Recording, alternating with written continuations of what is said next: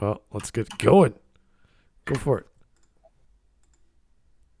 Okay, here we go. Good afternoon, folks, and welcome to Smudcast number 493, How Queer Characters Have Evolved in Children's Animation. The Movies Insider, or just the Insider now they're called. That's a weird take. Their title is Movies Insider. They must have changed their channel name to Insider, and it's almost a 7.5 million sub YouTube channel. So it's a really big one. This is huge. Yeah. So this video came out last year in June. Has 610,000 views. It's got a few downvotes, 5,200 and 34,000 upvotes. So I'm assuming the people who watch this stuff are like pro trans, gay, LGBT, you name it. Well, if it's such a big channel, it's probably just the absolute mass of thoughtless normies that just randomly upvote their favorite channel without caring what the content said. I tend to agree. That's usually what happens with big channels like this who release stuff about media or multimedia, that they have a generic take on media and, oh, look, we're doing gays in children's movies. That's great. You're like, why is that great? So, yeah, it's going to be a lot of, oh, look how great we are. Look how good we are. Look what we did this year with the gays and with the children. Anyone who pushes sexual topics of any kind. Yeah. Regardless of whether it's gay or otherwise, like the same goes for hetero. That's what people talk about when they talk about don't push sexual stuff on children. Yeah. If you push sexual stuff on children, we call you a pedophile because that's what pedophiles do. It's an uncomfortable topic in general. It doesn't really matter what it doesn't matter. Yeah, it doesn't matter whether it's gay people or straight people. It doesn't matter. Yeah. So when people feel that they're ethically superior, they're going to say, oh, look, we're talking about homosexuality with children. It's like, oh my God, why would you do that? Why? Yeah, exactly. Why would you do that? Why are you sexually abusing children? Because that's what you do when you do that.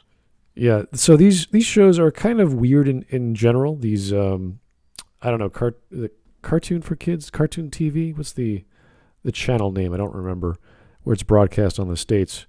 So if they want to watch colorful characters run around and transform into alien mutations, I mean, that's cool, whatever. When you actually pay attention, like, that's kind of, they're all his mom and they're multiple moms. It's like it's a little weird. And I don't know if that's the universe. That's in the initials. When I first saw it, the initial setup, I thought, oh, this might be interesting because he's this pseudo-adopted kid with these alien moms that are all psychologically dysfunctional, representing some sort of disorder, and they'll maybe figure out how to overcome their bad vibes through their adventures, and then become sane people out at the end. Maybe because that is what the standard story would be with the setup. But instead, no. Pearl stays a control-obsessed narcissist. Amethyst, the fat one, stays a completely messy, borderline personality disorder idiot, and whatever the hell is going on with Garnet. Right. Like this aloof.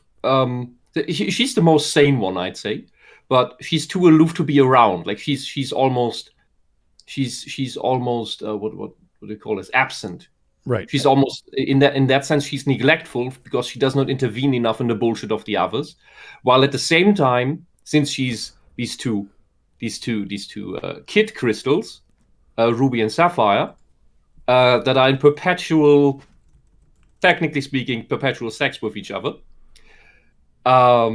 It's kind of weird, and that's just a setup. That's not the actual creepy stuff that's going on later in the show. So this is all in America. This is on HBO Max. I think Hulu might be broadcasting it as well. I'm not sure. So I don't know who watches this. I have a niece and a nephew. They've never heard of this. They have their own Disney Plus account, or they have their own stuff they watch on Saturday mornings. So I don't know who this was for, and if the idea was they wanted to keep doing seasons and seasons and seasons so that the characters' personalities don't change much, that would make sense. but it's just this weird, goofy, strange story of aliens and parents and doing, transforming into this or that and combining powers and combining people, which normally you wouldn't have a problem with because it's just a bunch of kids with their friends doing crazy stuff. But there's this whole other message and undertone which is unnecessary. You could have made something sane and consistent with this, but instead it was just random gobbledy garbage that then gets extremely obvious sexual undertones. And that's just the sexual element. Then there's those shorts I saw on YouTube. Like there's a minute long talking about the history of slavery or racism. It's like, what are you doing? Like this is not helping teach kids. Like a kid's gonna watch this and go, "Mom, what's slavery? Like what is going on? Why are we teaching kids with this crazy alien mother?" Oh God, I would love that. Like the kid approaches the parent and says like, "Hey, mommy, this is like that brownie people that were in that slavery cartoon." The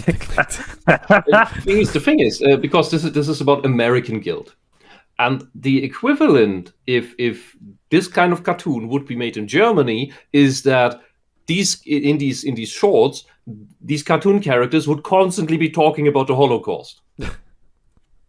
Because that is what slavery is to the American people is the Holocaust to the German people. Oh, the German guilt. Okay. Have guilt about it, because some ancestors that you're not related to did something. Yeah, exactly. Fuck off. Or in Canada, it would be the North American natives that we took their land. The same with the Americas. They all just took their land. We have white slavery guilt, I guess.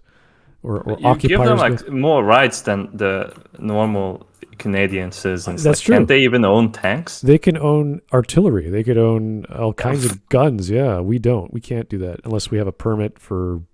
Yeah, but that's because you killed all their huskies, and that is a true crime. That is okay. I don't know. Maybe there's husky side cannot be forgiven. Yeah, maybe if there's some wild wolves that crossbred with dogs like thousands of years ago. Neither can be Malamute side. Malamute? That is. Oh. That's the thick huskies. Oh, okay. Wow. The big teddy bear huskies. Yeah, huskies are pretty beautiful creatures. So you gotta talk all the time. Yeah, they talk to you? Well, not to me. But you see them frolicking through the fields, and it's like, oh, okay, that's a free animal. Gotta protect that. Yeah. Exactly. So how can you shoot them? I know we have the loon, the Canadian loon, which is basically a duck or a mallard, and we have some caribou, which we have protected, but no dogs, unfortunately, for some reason.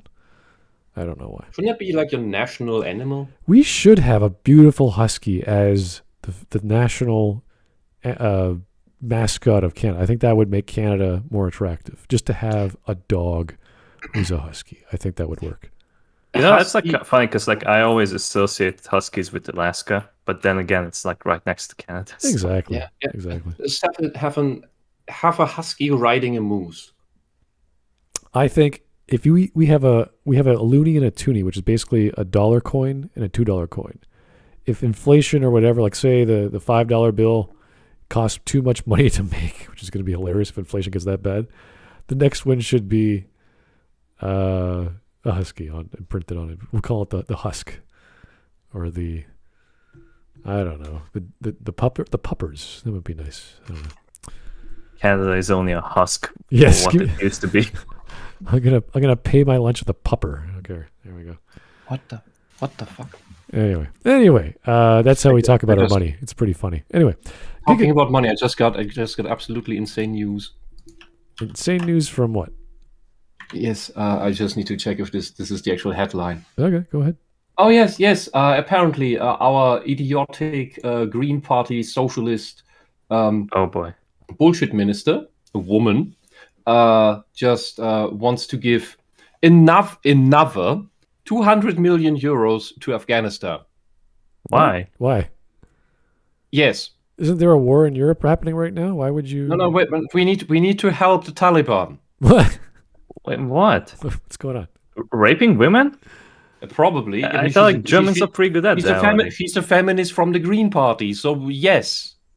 Oh, geez. I thought Ukraine was the focus for the next year. But Germans are always two we have steps to- behind us. We have to be, dude. We have to be extremely Get fast on with the just times. yeah. destroying everything. Okay. Well, maybe they should drink more beer. I don't know. Maybe everyone should chill Exactly. out. Yeah. I think that's what keeps people from actually doing something about these absolute mad people in our government. Okay. We need to drink- Herr will tell you what to do. Drink beer. You see, the moment the beer stops flowing is when the Germans will destroy their government, and that's the only thing they need to keep going. So if they put Whisp, all you need to do is just file a vote of no confidence. well, if there's a beer tax, Who does it? I think Germany would I think most of Europe would flip out if there was a beer tax. Yes. Well, technically there already is, but like they just do it in like a very weaselly way. Yeah. Well, if we have a carbon tax in Canada, which is going to start hitting us again in a few months, and it's just this ridiculous, like, oh, why is everything more expensive? It's like you're taxing us. You're increasing the money supply. How else do you think this is? The value of everything is going down. The price of everything is going up. What do you think is going to happen the next year? It's just so obvious stuff. And, Famine. Well, that was the whole thing with the whole trucker protest, is that they're the ones controlling how goods get wherever they have to go. And we went nuclear on that. Instead of sitting down and trying to figure out the solution to a problem, Canada just went, no, you're all terrorists. Like, what? Yeah, but look, the socialist road to complete destruction is cause hyperinflation, justify price fixing, Yeah. which is what only socialists ever do. The price fixing then completely destroys the economy, and then you get famine. Every time. Yeah, I know. It's a three-step program. Yeah, I know. I've been listening to my government the past week. Every other week, there's something they're doing, which I just found out that we have this agreement between our NDP, which is our far left party, and our Liberal Party, which is in power, that the Liberal Party didn't even consult the rest of the party. They had this backroom deal between the Prime Minister's office and the NDPs to form this coalition. And it's like, oh, so you're completely alienating the rest of your party. You just did this on a whim. And this was after the leader of the NDP party in December said we're never going to have vote confidently or lockstep with the Liberals because they're not, woke enough or left enough. And now that's changed. So it's all just one big game, and it's best I don't pay attention. It's best that most people don't pay, because Canada's a very minor player in the world. We're not that big. We just have a large landmass, but we have no real military might. We have no financial might. We have what? Some oil, some potash, and syrup. I think that's about it. I'm trying to think. Maybe some good beers in Quebec and wines, but that's about it. So, yeah. Just tell the US that you have a lot of oil. We do. So they tax know you. that. They've stopped pumping all the oil as much as we wanted to sell it to them, but Biden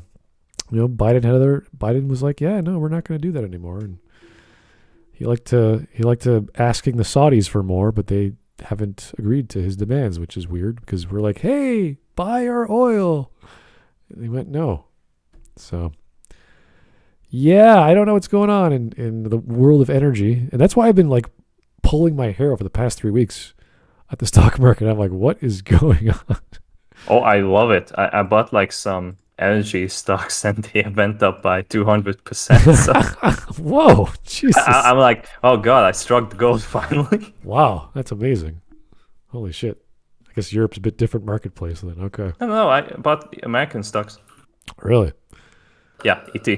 I think that's the one. That I have some ET. I don't think they went up 200% though. I bought them years ago. I bought them when they were really low. Okay. Energy transfer. They're good stuff. All right. Let's get on with the video. Here's Turmoil. Thank you for the super chat. Wisp, just get the Kaiser back so the BS could stop. Oh boy. One step after feudalism, or was it one step after the Enlightenment. I can't remember when the Kaiser came around. Can't recall. I'm sure Whisp would be here, would tell me, but she isn't. So anyway, 12-minute video, won't take too long. We'll try not to hurt our brains. Here we go. Gathered here today to celebrate Ruby and Sapphire. You're looking at the first LGBTQ wedding in a kids animated show. And this is the first kids animated character to directly identify themselves as gay. Yes, because I'm gay. Okay. Why do you say identify? First off, this cartoon is really ugly. It just uses some fancy skyboxes. Why do you use this language, identify as? Is he gay or is he not? Because if you just say, I identify as, doesn't mean that you are the thing.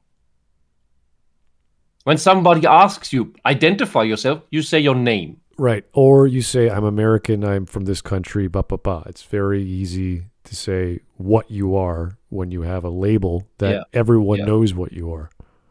Yeah, if anything, others can identify or misidentify you, but you do not speak about yourself as, I identify as. Because that's just what like your animal spirit exactly. or what? See, what normally would happen in these stories is a character would say, I like X. And it doesn't matter if it's a guy or a girl. It's just some kid. That was a kid in whatever cartoon that was saying, I am gay. Just say, I like Bob or I like Mary. That would be fine. And it wouldn't matter what their sexual orientation, because it wouldn't come up. It's about being attracted to a character. We don't know why or how he's attracted to Bob or Mary, and it doesn't really matter. We just need to know that he cares about Bob and Mary, and that's it. It's not a plot point. It should never.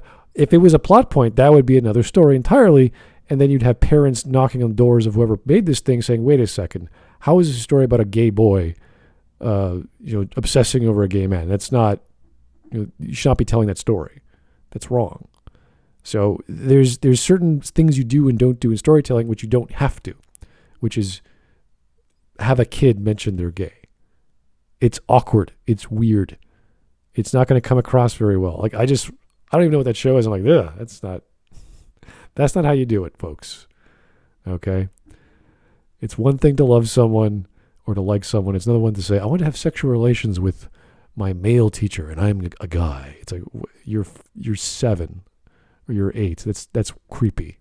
That's weird. Yeah, you are not sexually active at 7 or 8. If that is the case, somebody molested you, your brain misdeveloped, and you need help. It's disconcerting. It feels awkward. This is not something you want to do for kids, ever.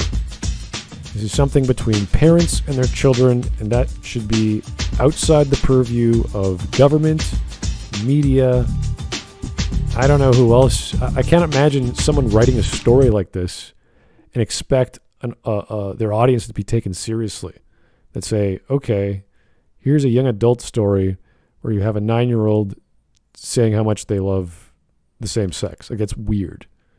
It's awkward. No normal person would say that. Mm-hmm.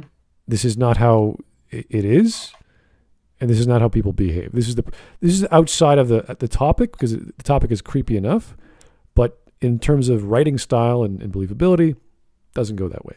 And they just want to say the thing. I'm so awesome. I'm going to talk about gay people. It's like, why? Yeah, I'm not. What do I want to say?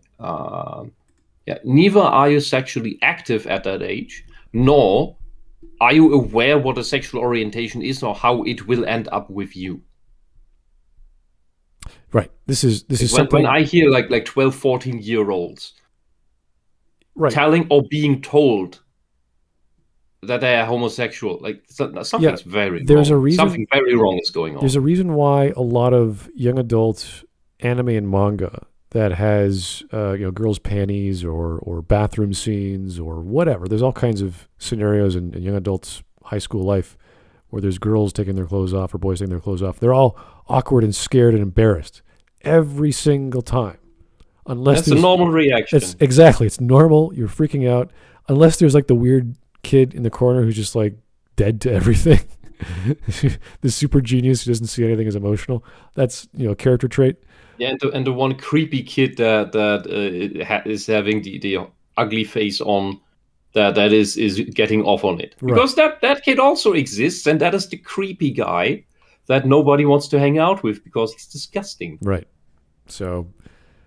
So that's not an endorsement of doing that, having such characters in there, because those characters usually get kicked into the sky, disappearing in a little bling. Yeah, and the hero characters, the main male leads in these stories, are either completely oblivious or they're very cognizant of what they see.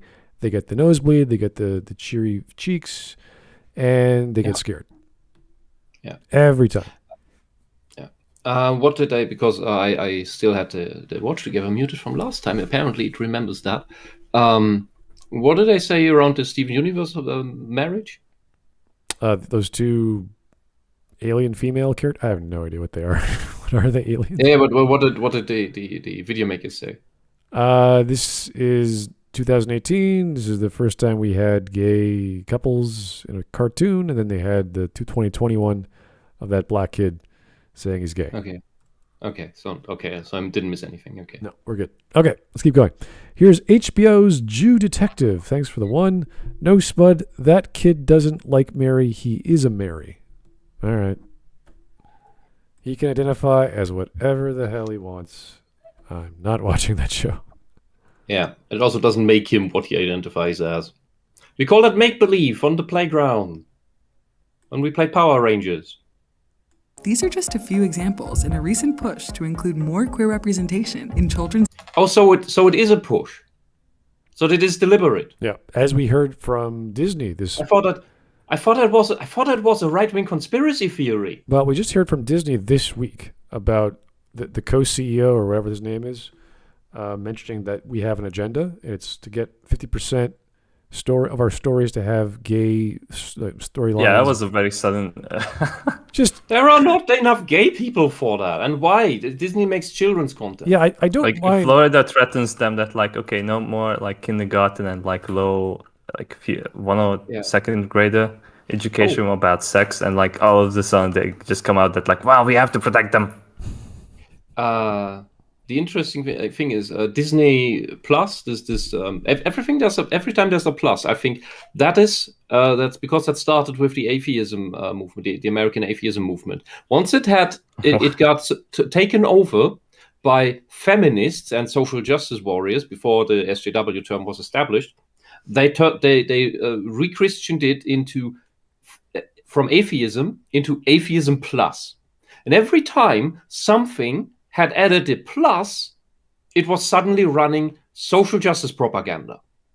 All the time, every time. And maybe it was in part this a bit of a fashion trend for other things that weren't socialist agenda crap to also add the plus, because it's like back in the 80s and 90s when everything was this fig 2000, turbo something 8000, like that kind of stuff. And maybe the plus did the same thing in some instances. But overall, I only see it associated with it's been taken. It's a sign of being taken over by the socialist agenda. It could be a swastika and would be more obvious, or a hammer and sickle. And Disney Plus is now trying to get into Japan as a streaming service for anime, talking with some studios to be exclusive on their platform. And where they say, "Oh, we want to show it in its original form." Disney, that's those censorious bastards who cut everything into pieces. Yeah, that's probably not gonna fly. I hope they're gonna fall flat on their face, because the moment they will start changing stuff, I hope the studios that took the bait will pull out as soon as possible. Otherwise, because Disney will try to get so big that they will try to be act as you can't leave us or you will lose too much of the market. It's kind of weird because that's usually the attempt. They're trying to appeal to China or the Eastern demographic for whatever, and there's no way as soon as the Eastern world sees this, they're going to oh yeah, this is good. We want more. And I've heard people on No. Twitter already discontinue their Disney Plus accounts.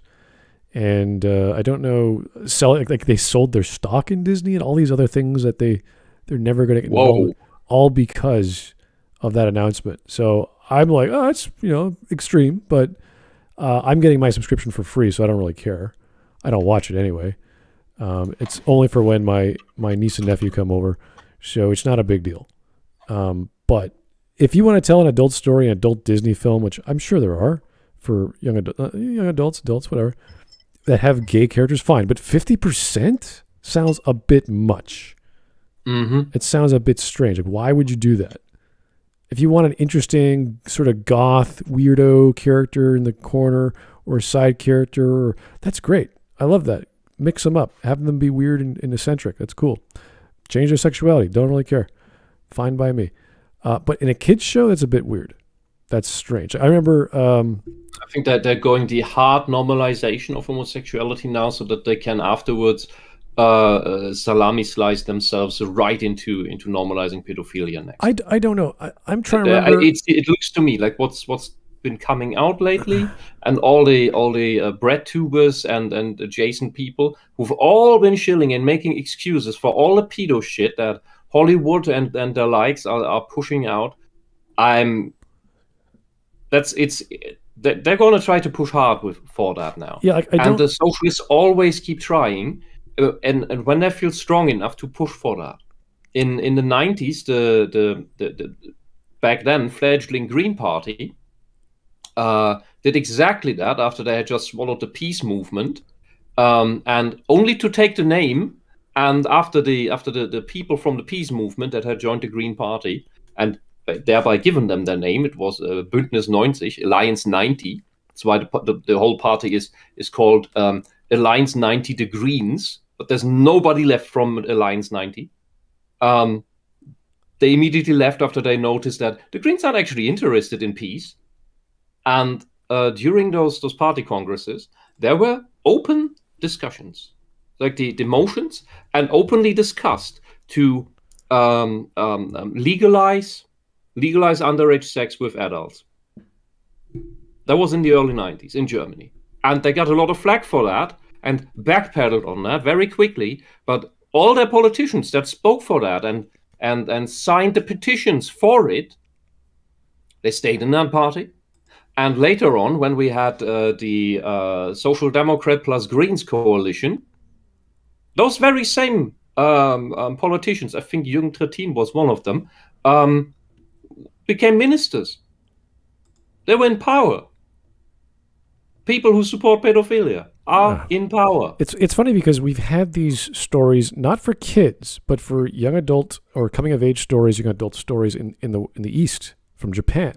And I always bring up Paradise Kiss because it's a story about a bunch of people in a fashion school, and you have one bisexual guy who's in a heterosexual relationship with the main female character, and he has a friend called Isabella who is a transvestite. And it's not a big deal. It's barely brought up. I think it's like the fourth episode where the main female character didn't even realize it was a guy because she's so like it's a fashion school, so they're very good at makeup and designing things. And the ending is such a great ending because it shows that this person who was called Isabella loves Joji or Georgie. They call him George. And she goes with him, not because they're romantically involved. It's because she loves him, or he loves him. They're his best. He is his best friend, and he wants to. Family. I think they were childhood friends. I can't remember the exact scenario because it's such an interesting ending. That because it's just this best buddy familial love. Yeah, but the story has nothing to do with that. It's just the ending happens to be this is where they end up because the whole story is what's she going to do with her life? She's a model. She goes to fashion school, but she still has to get her high school diploma and go on. And she thinks she's going to marry this guy, but right at the end it switches and it's like, oh my God, that makes more sense now that this is going on. And the story has nothing to do with that character's relationship with the other male lead. So that I was like, hey, that's totally cool. And the story is about this girl coming of age. That's fine. There's no big talk about sex or sexuality, even though we're talking about a romance story between a man and a woman. So it all works out. I always bring up Chrono Trigger as well because it's such a pivotal game in Super Nintendo era. The mini boss Flea, who has a female appearance, but says they're a man, and then they go, "Oh, it doesn't really matter. I've got the power and whatever." It's just like this stupid thing. Everyone flips out like, "What? You're a girl or you're a guy?" It's like, yeah, it doesn't matter. You're a villain. That's what the whole point of your existence is. The same way the whole point of an existence of Voltron is to watch a bunch of kids get superpowered armor in the shape of lions and then transform into a giant humanoid creature and save the galaxy. Like, that's all the story has to be. It doesn't need all these other extra elements. And if they're there, they should never be a focus. It should never be a big deal because it doesn't matter.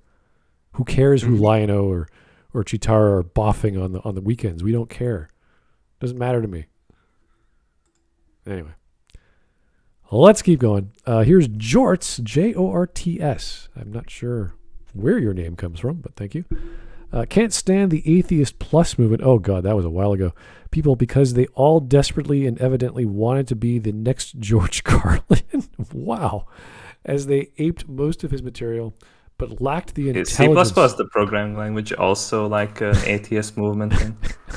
Assembly Because like a lot of people really hate it. Really? Oh, God. Yes, they just tell everyone that like just use C. I love, you know what? They have these compliments. I loved every programming language is hated. I love C. No, C is like you can't say anything bad about it because it's just so basic. Well, yeah, but not basic. But that is what some people hate about it. Well, I love. Because nowadays you have all these. What you see is what you get. Clicky programmers. Once you learn the low-level languages like C or Fortran or assembly, my God, if you did assembly, when you do higher-level languages like PHP or JavaScript, it's like, oh, this is watered-down thing I did 10 years ago or whatever. No problem. Learn COBOL. Oh, don't learn COBOL. That's yes, do. If you are out of a job and you're looking for a secure job, learn COBOL and tell your local bank, hey, I know COBOL. Because all those old bank computers, bank servers, is all still running on that old shit. It's called and they do not dare touch it. Because they don't want they cannot afford a nanosecond of anything being down. Yeah, these are called IBM AS400 mid-range servers that came out in the 70s. They're not upgrading shit. They stay on that, and it's just don't touch, don't ask, don't touch your running system. Yeah. But in case something happens, we need someone who speaks this bloody weird cryptic. We're still using those servers as mainframes, okay? Well, it's funny that we still have them because they're the one unhackable hardware I've ever seen. Like, you can't hack these things. I know McDonald's still uses them. Banks still use them. So they're not going away. IBM still has a license for these things, so IBM's not going away. They have upgraded. They have changed to other things, but whether or not the license still exists, like what happens is when people license hardware, they just get the next thing every year. So but it doesn't hurt to learn this in case. You like black screens with green font glaring at your eyes like some alien language staring at you. Dude, I know people who write complete programs in Lisp. Lisp is not COBOL. Lisp is that is true, but it's also not something that people write entire programs in. Like not just little scripts, but add real things. If you were an alien and you want to create a computer language, you would learn Lisp to make other languages.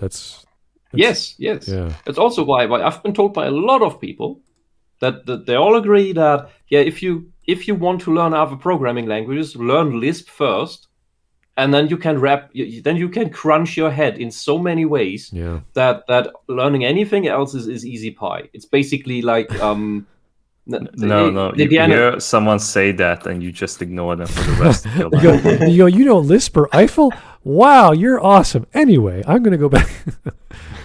Yeah, but it's like maybe the analogy doesn't fit 100%, but it's like this thing of if you learn Latin, it's easy for you to learn any other European language.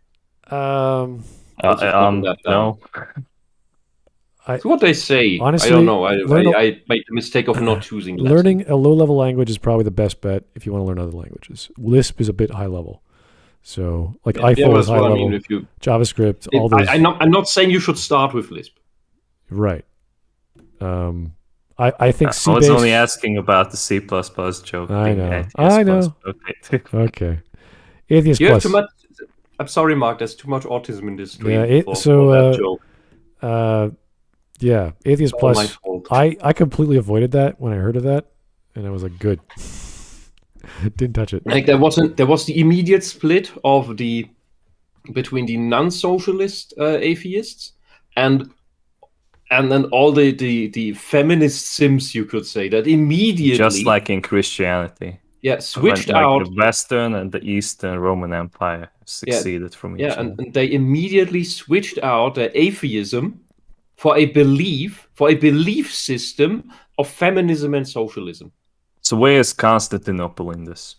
Yeah, they turned it into a cult. The American atheist movement turned from the accusation of you act like a cult, you act like a religion, into functioning like an actual religion and cult. It's absolutely amazing. And this is how they do it. They get in, and then they play divide and conquer. They filter out. This is how they then gatekeep. Because everyone who's on board with the feminist, socialist, whatever, rainbow message can stay. And everyone who doesn't is being thrown out. And that is how the movement then dies, because nobody wants to listen to the crackpots. And all the other people are just scattered to the wind and all on their own. All right. Let us get on with the video. I think we've meandered a bit too much. All right. Animated shows and movies. But it took a long time and a lot of work to get here, battling decades of harmful stereotypes and queer-coded villains. Why is this guy queer-coded? I don't get it. He wants to kill Native Americans. There's nothing more based about it than that.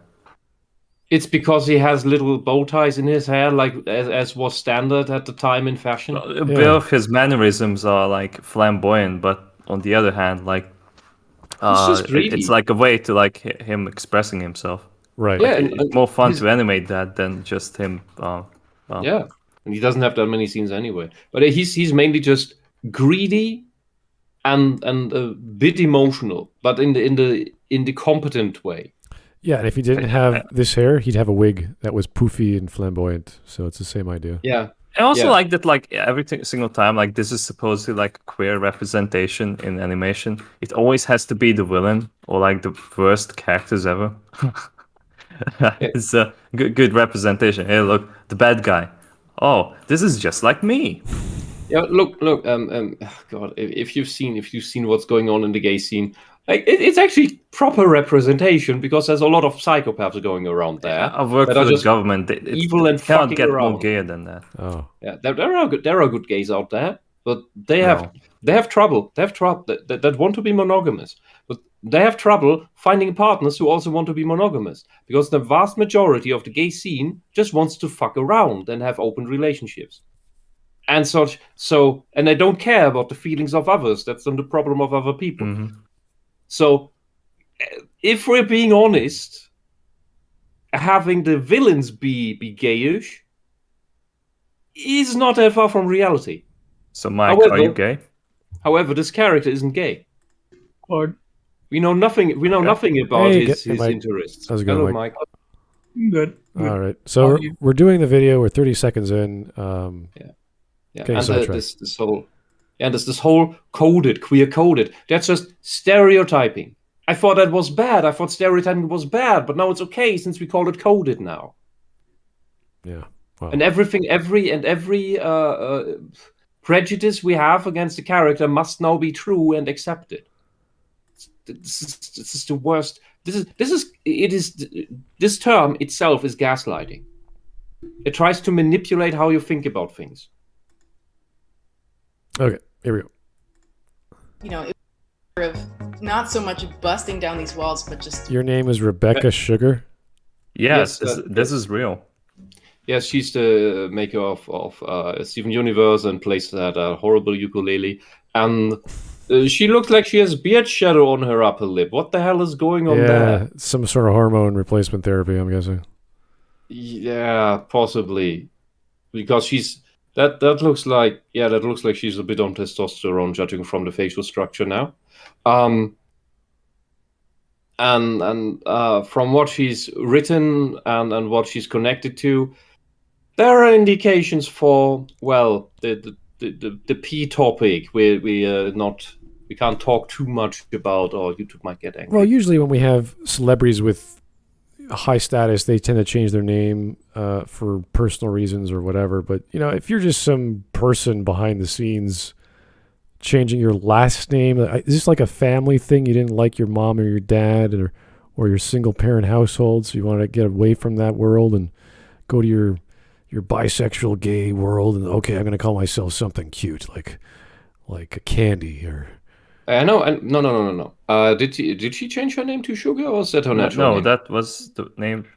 No one is called born with. No one's born Mr. or Mrs. Sugar. There's no way. Yes, smart, of course. Okay. There is a certain man by the name of Mark, the Facebook guy. What's his name? Zuckerberg, which is a wrong pronunciation. It's a German Jewish name, which means Zuckerberg, which means sugar mountain. Sugar is likely the name of a merchant family who was mainly trading in sugar. That's fine. That's totally and cool. Rebecca is also a Jewish name as far as I'm aware, so it's just her natural name. Right, but it wouldn't. Historically, it makes sense. Yeah, but it wouldn't just be a one thing. It would be Sugar Mountain or Sugar something. It wouldn't just be. No, it's Sugar. You kind of more like make your name into like English, because like a lot of people gotten rid of like the German annotation. Yeah. So when when people were Americanized, when they moved there. Lots of the names were butchered into American versions. That's how you get all these weird pronunciations and stuff. Well, I understand when Asians come to America and they have to get a more American-sounding first name, but not a last name. Oh no, they kept doing that. No, there was some with last names too. Yeah, I have seen last names, but I've mostly seen first names because it's just easier. But they keep both. They keep both the first and the original name. So it's. To me, it doesn't sound right. I've never seen Sugar before. Unfortunately, it is the real last name. Yeah. Okay. Anyway, Ouch. there's my ignorance for the day. I get hung up on names. I don't know why. I listen to a name. I was like, I've heard lots of weird names. I've never if someone's name is Dot, like a last name or first name I could buy. Last name I'll be like, no, it's not. Yeah, in that case, I would, if that is a topic that tickles your nerves, really, then I suggest to sit down for a weekend and tism out on looking up last names and what they mean and where they come from and where those families moved and where they most come around and the other versions of those names. It is actually very interesting, and some meanings of some names are not obvious anymore because our language, our pronunciation, or how we wrote them has changed so much that it's as I said, simply not obvious anymore. And then there's names that have all the same meaning, but they're all written slightly different. Okay. Yeah, and all right. Like Herbert, for example, is a name that you have bird in it, which is referencing the bear, as far as I know. At the same time, there's also the North. Herbert is so Herr is the man, so it's maybe the man bear. Would have to look into that. But that's also really good. But I no longer want to look at Rebecca Sugar. Very sway at them for years and years and years and years. Let's take a look at how it. Finally. Okay. My eyes gone blue. Now Steven Universe. Oh no. All right. It's just getting worse. It's no bad, never better. Here's Porcelinus the Fourth. Hey, Porcelinus. Oh God, it's that bitch that made Steven Universe. Her work has done irreparable damage to the cartoon industry. Also, she drew porn of the kids from Ed, and Eddie. by Yes. Oh, she was that. Yeah. Also, she's really weird wanting to talk to kids about consent. What? Well, Yeah, she could talk to pedophile. she can talk to consent in the safety plaster room, where it's just a nice padded wall where you can be safely away from children. You monster. By the way, I'm looking at the composition of this frame, and it's just it's so off because like the background is like so clearly like detached from like the animation cells that we have here. I literally have a big how black screen. pixelated it is. It's black on my screen. It's completely 40 seconds of black. But that's better than what I'm saying. Yeah. Okay. Yeah. Also, I didn't get Is it about still this scene setup. I think it was just done to drive the point home. No, I can see. Because Ruby is the tomboy, and Sapphire is the girly girl. Like they have Ruby has the boyish clothes, Sapphire has the flowing dress and everything. But for the wedding nonsense, they have their clothes switched. Like what? Why? It's just to push all this. Look, we're all doing the cross-sex stuff here. Haha. I think they did it to get past the Russia censorship, where they put a mustache on the red one. Well, Russia could easily just swap the clothing, right? I don't know. Yeah, well. I don't know. Either way, let's keep going. Here's JJJ Madness. Thanks for the 5. Rebecca's very own show is infamous for having the most abusive and toxic relationships to be seen on a kid cartoon. Yep. I try not to watch it. I've only seen clips, so I can't say how these... They paint it off as happy. I don't remember anymore how to what season I had watched this crap. But there was this one episode that was basically written by a guy who has a giantess fetish and makes Steven sing about wanting to see a giant woman and doing stuff with a giant woman. That is and, wonderful. like, I'm whoa. a bit curious. And another one that is basically forcing yourself upon someone through the metaphor of the fusion stuff. Oh, God. And tricking someone into doing the fusion with you. Okay. Anyway. God. I mean, it's not as worse as the movie where like he fuses with the dad. No, he fucked the dad. He didn't fuse. Oh, yeah. Let's not lie here. All right. Get out of here. Anyway, in this scene, is Steven is he the priest? Like, what's going on? Yeah. Well, it is a Jewish wedding, so yes. Okay. Is that legal? I have no idea.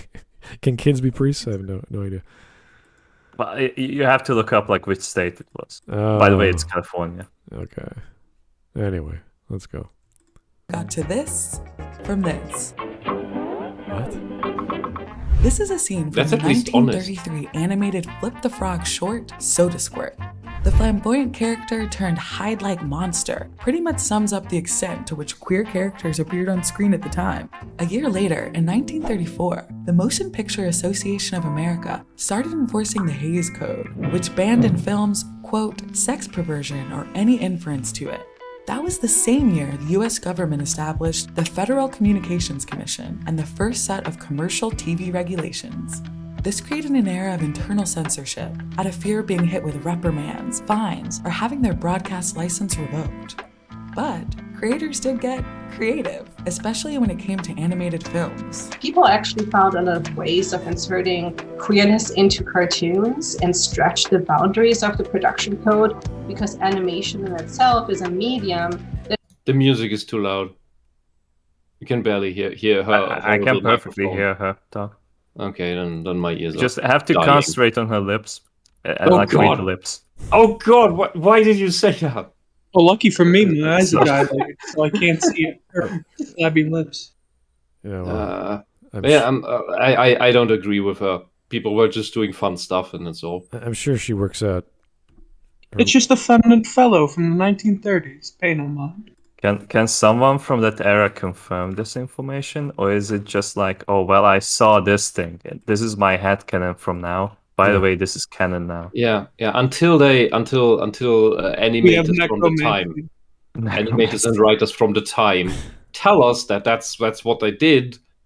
I'm not going to buy into this because these people project all of their nonsense everywhere. Like they project that oh yeah, Luca, it's totally about a gay relationship. Yeah, and we have gone since they did that, I don't believe anything of them saying, oh yeah, that was totally a gay thing. When I look that I didn't see. I mean, like, I do know that, like, Disney, like, early Disney had, like, a lot of horny animators, but, like, that doesn't justify that they had, like, sexual things put there on purpose. Usually, if anything, some of these things are like hidden frames or something. Just a little play that a child doesn't even get. And with the monster, like with the red monster, it's just the red monster is ambiguous. We don't know what it is. So this person is a professor of rhetoric and media studies. I'm trying to I'm trying to see what she's looking at and what she's researching, and it's like, okay, that's it's like another fancy word for gender archaeologist. Oh. All right. I mean, I know a better word for that. Loony. Tunes. Okay. It already lends itself to surrealness or strange situations. Live-action TV couldn't show two men kissing, but a character like Bugs Bunny could kiss Hunter Elmer and pass it off as a joke. Because it is. Because he's just making fun of him. That's all right. If you don't get it, if you think this is putting sexuality in there, you're crazy. Well, and we would have the Rebecca Sugar approach, where we have to sexualize all the cartoons. Or the Rebecca Sugar approach, where when you try to read her writing, you can't get a single idea of what she's fucking talking about. Yeah. Yeah, and ProtonStalk in the chat says it right. The red monster was getting his nails done because it made children laugh. Because it's just an absurd scene. Yeah. All right. Like Bugs. Bugs is so high up. Bugs is so much above incompetence over Elmer that he's belittling him. That's what the kiss means. I'm kind of curious what this iconography is all about here. What's going on? That's a preacher. Looks like Mannerisms, a preacher. costumes, and more also became signals of queerness. Or what? How is a preacher a symbol of... Okay, anyway, let's just keep going. I'm confused. Queer. Let's take a look at Bugs Bunny again, who, in addition to kissing other male characters on the mouth, he also cross-dresses in many episodes. But this didn't make him queer. According to creator Chuck Jones, this was all meant to make him funny. Viewers, however, could have their own interpretation. Yes, because Bugs Bunny, despite being obviously Bugs Bunny, is a master of disguise. While we, or the children, always see it's Bugs Bunny. All the other characters, at least the characters he's trying to fool, like Elmer Fudd, because Elmer Fudd is a bit of a dunce, always fall for his disguises. That's Bugs Bunny's shtick. We're having like the Tolkien situation again, that like, oh, well, the creator have said it deliberately that this is what the creation is about. But we can't really trust him. Maybe he was like a closeted gay or something. No. Yeah. Like, it's so obvious, yeah. And Bugs Bunny disguises himself as whoever is necessary. Like the big crime boss, or some cook, a barber, anything. So... disguising himself as the girl to fool the easily impressionable Elmer Fudd, yeah, of course, it's also funny. Because we know he's just playing a trick on him, also to not get shot.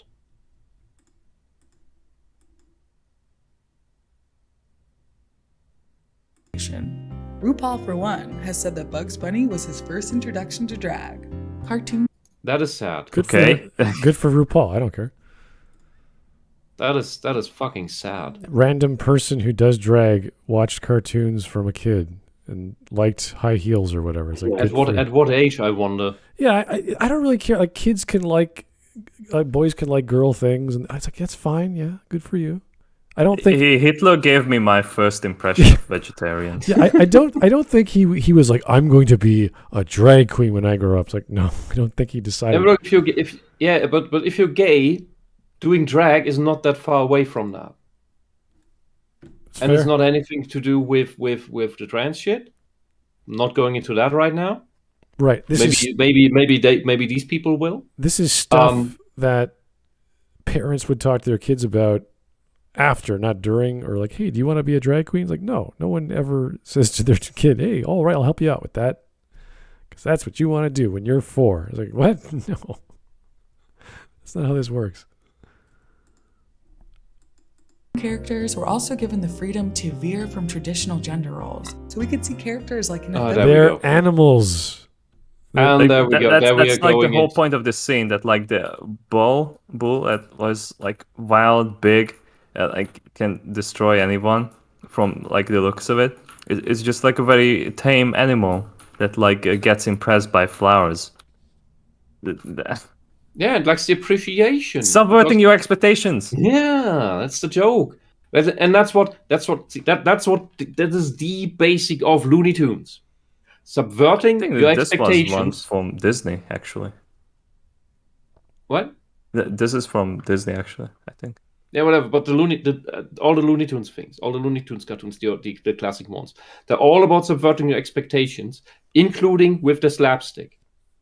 And the Wile E. Coyote Roadrunner things, they're the most obvious in that category, because the way Wile E. Coyote eventually fucks himself over defies physics.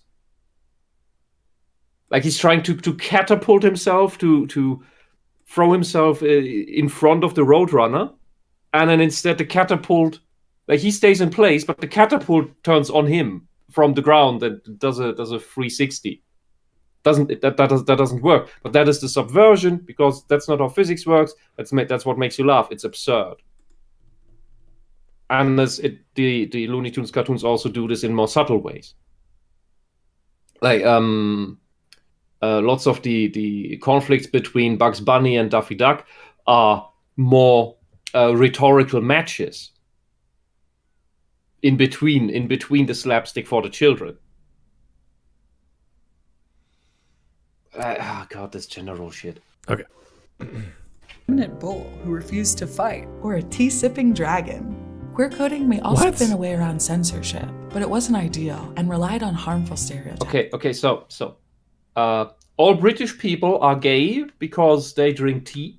All men in the 17th century are gay because of the clothes at the time. Because it's all queer coded. Oh, God. All the Victorian clothes as well, it's all is queer coded. When you start saying everyone was gay, a tea-sipping dragon, and we're talking about Disney or Warner Brothers, I don't think my mind goes to, well, clearly this person is a refined gay creature who enjoys his meals or afternoons with a break for tea.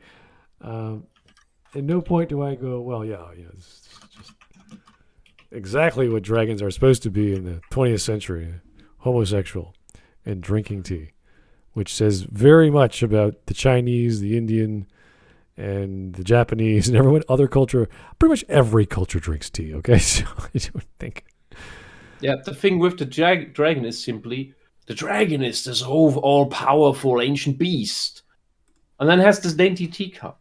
It's not about being gay or queer or any of this bullshit. It's about the contrast. If you have this powerful creature and it's doing this very delicate thing, enjoying this very, very sweet little delicacy.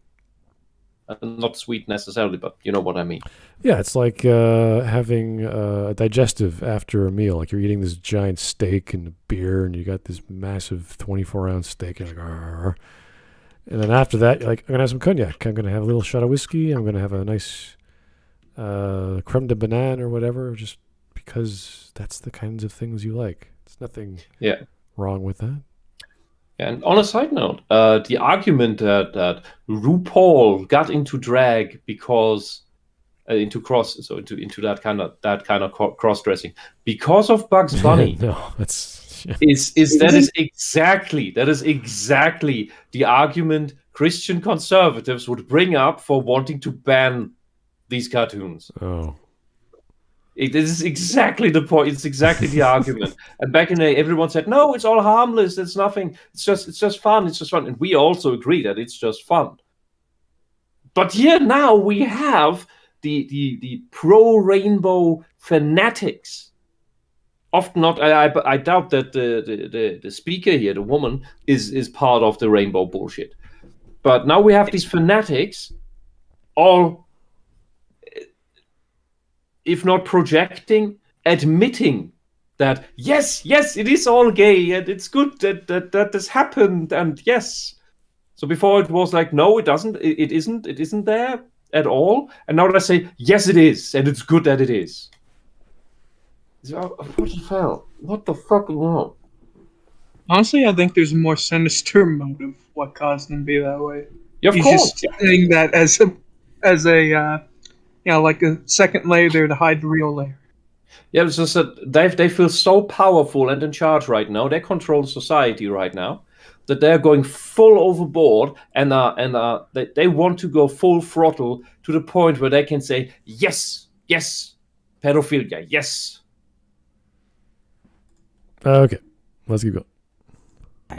And as television grew in popularity, these stereotypes would play out again and again, sometimes in damaging ways. The 50s, a time known for conformity in the States and for the television cartoon boom. Both those things came into play with the Code of Practices for Television Broadcasters, a set of evolving guidelines that covered everything from decency and decorum to TV's responsibility towards children. The original 1952 code stated that sex crimes and abnormalities were unacceptable topics, and that shows should foster commonly accepted moral, social, and ethical ideals characteristic of American life. Does anyone see a problem with that in regards to children shows? Yeah, these are all fine. Like, whatever problems this old code had, just these 2 points. Is there any problem with that in regards to children? Limiting out sexual abnormalities. And I'm sorry, homosexuality is a sexual abnormality, and people who are homosexual often suffer due to them being unable to have a normal family life. Even if they find their partner for life, they will not have children of their own. Right. Biological This ones. is what, and they suffer from that. They don't talk about that. right. They don't talk about that openly. They keep to themselves, as everyone usually would. That's why we have terms for Yes. spinsters. They would get cottages out in the country, live their life happily in whatever capacity they did. Good for Yes, them. and they don't talk about that because they understand, yeah, this is just how nature works. It's sad, but well, we have to arrange ourselves with that. Right. Just like people with gender dysphoria have to arrange themselves with the fact that either you try to have a normal life and keep the pain, or you transition, lose the pain, but won't be able to have a normal life. So you can't have a normal life either way. That's something you have to arrange yourself with. What choice are you going to make? Yeah, I see. Nowadays, we still don't care what other people do with other people. I mean, it's like, okay, you like each other, you dislike each other. It's like, as long as you're not infringing on other people's rights, I don't see the problem why I should care. Or, the laws have always been there. You're still an individual, and it's always been individual laws, not group laws. So categorizing people in certain ways and giving them more freedoms, I was like, what more freedoms do you need? What problems, under what jurisdiction do you not have access to? Yeah. Going by categorizing, that reduces you to a single attribute that is probably an immutable characteristic, like your race, ethnicity, religion, biological sex, whatever, anything like that. And after World War II, when Germany got its first constitution, like the post-war, that we still have, it's just a Swiss cheese piece at this point, because it's easier to destroy this thing than it is to destroy and gut the American Constitution. But our first paragraph of that is the very first point is. Human dignity is inviolable. That is not how you usually write a law, because it is just a statement. It's not that you're not allowed to violate human dignity. It is just a statement that it is impossible to do that. So if you even try, you are committing the worst of crimes imaginable. And why do we have this very strange line that very few people actually understand because nobody looks it up? It means that you are not to be treated as a statistic, as just a data point. You are to be treated as an individual, as a person. If anyone ever treats you just by one attribute of yourself, that is violating your human dignity. And further paragraphs just state this more understandable, like this whole, don't discriminate based on race, sex, la-di-da, all these things. That's just the same, that's just more words for the same thing. So all of the social justice stuff that categorizes you based on any of these characteristics, this whole oppression Olympic stuff, is by law, although nobody has ever done anything against it, but it is by law unconstitutional in Germany. It is against the Constitution. Because it is exactly what the Nazis did. That's why we put this as the first point in our Constitution. Because they judged people solely by their race and religion and sexual orientation first, and based on that determined whether they could live or whether they went into the oven. And that's why we had this. And now we have a bunch of socialists who determine who is worth being part of society and part of living based on race, biological sex, sexual orientation, and religion. These people are, and that includes the people who make this video because they endorse this shit. These people are the exact same as the Nazis. They just have different choices of who are the good races, good sexes, good sexual orientations, and which are the bad ones. They otherwise, technically, mechanically, they are the exact same as the Nazis. And we let them. Okay, 3 minutes in. Sorry for killing the fun. We've got 9 minutes left. Yeah, it's a pretty long video for what I thought it would be. Anyway. This was all happening with McCarthy's lavender scare in the backdrop, and it became visible on screen. Queer characters were no longer just a source of ridicule, but violently attacked, fueling a decades-long bury your gays trope that persists today. Many popular characters were still coded from the 60s to the 80s, despite sexual revolution and the start of the gay rights movement. But queer-coded characters were also increasingly cast as villains. How is Shere Khan queer-coded?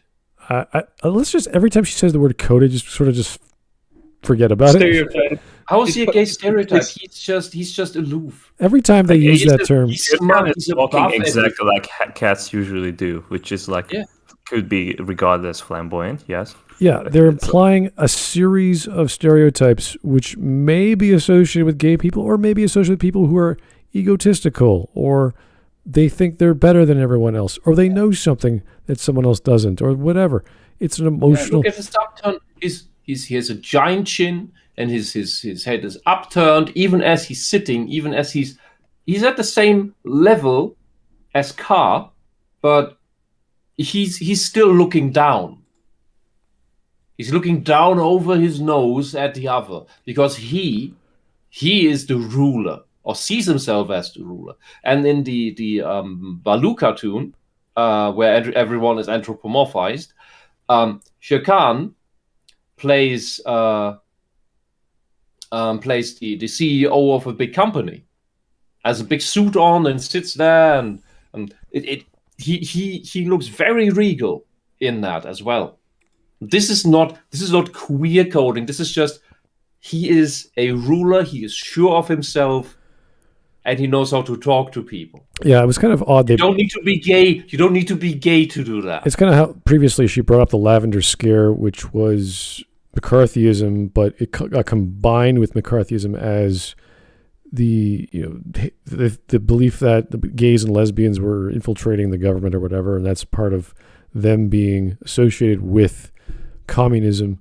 And that's a strange take on things as a whole, because one of them is individual, like you like men and you're a male, you like women, you're a female. You're not ultimately hurting anyone.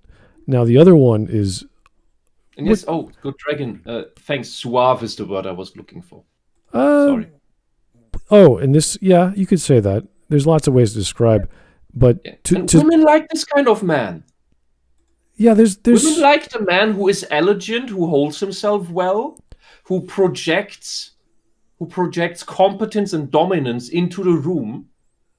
Yeah, that like to get Shokan into a situation where he is terrified and falls apart is very difficult.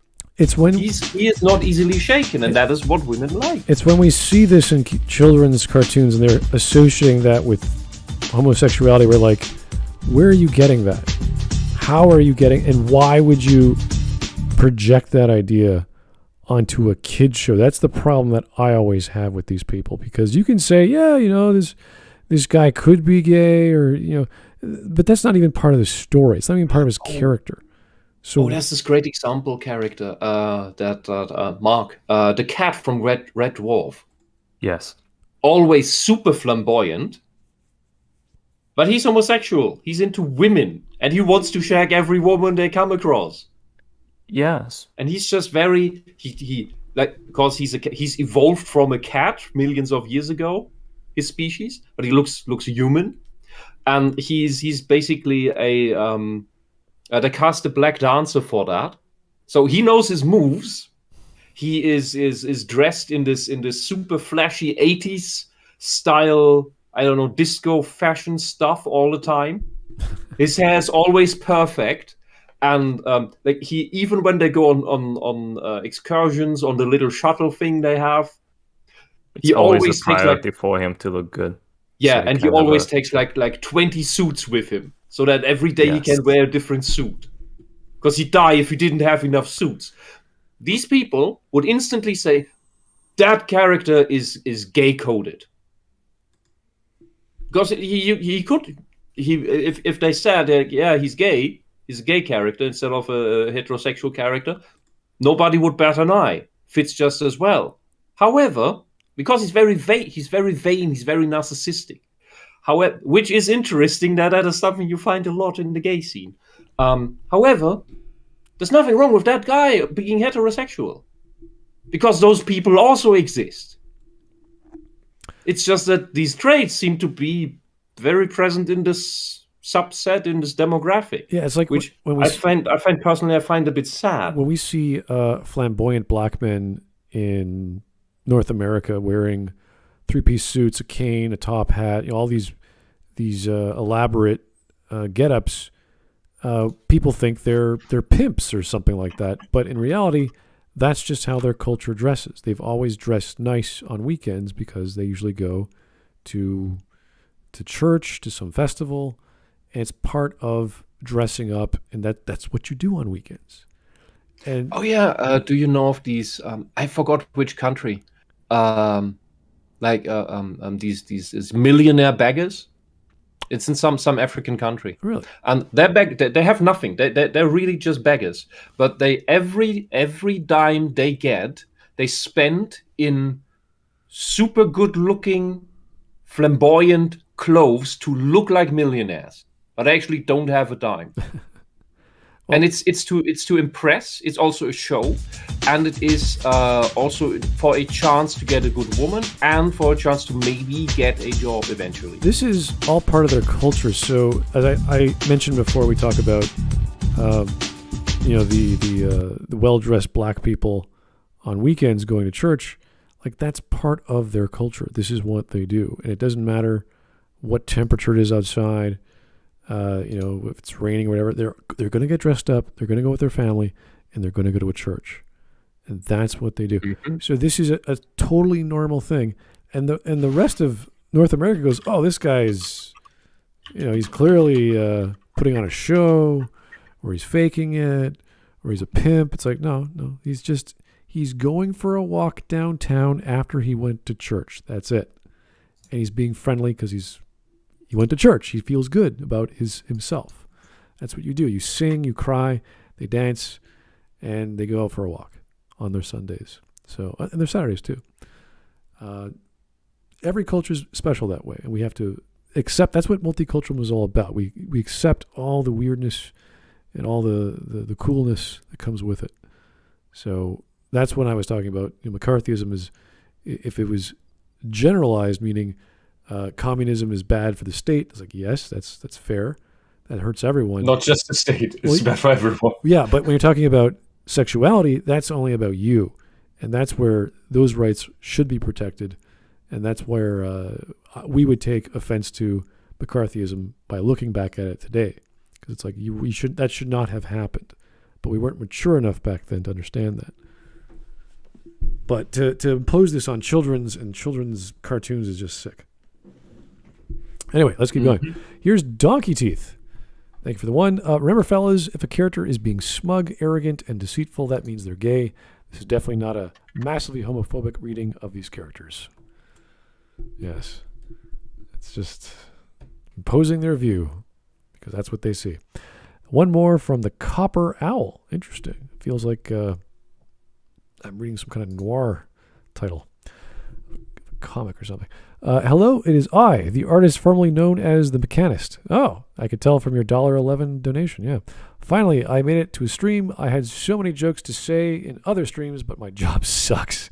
We got to make our own stuff to combat the Reds and beat up any commie who tries to infest our stuff. Okay. I don't know what you're talking about, but it sounds like a cool comic book story. Whatever you need to do it. Yes. Always think of, if you feel sad when you're stuck in socialism, always think of Kritek.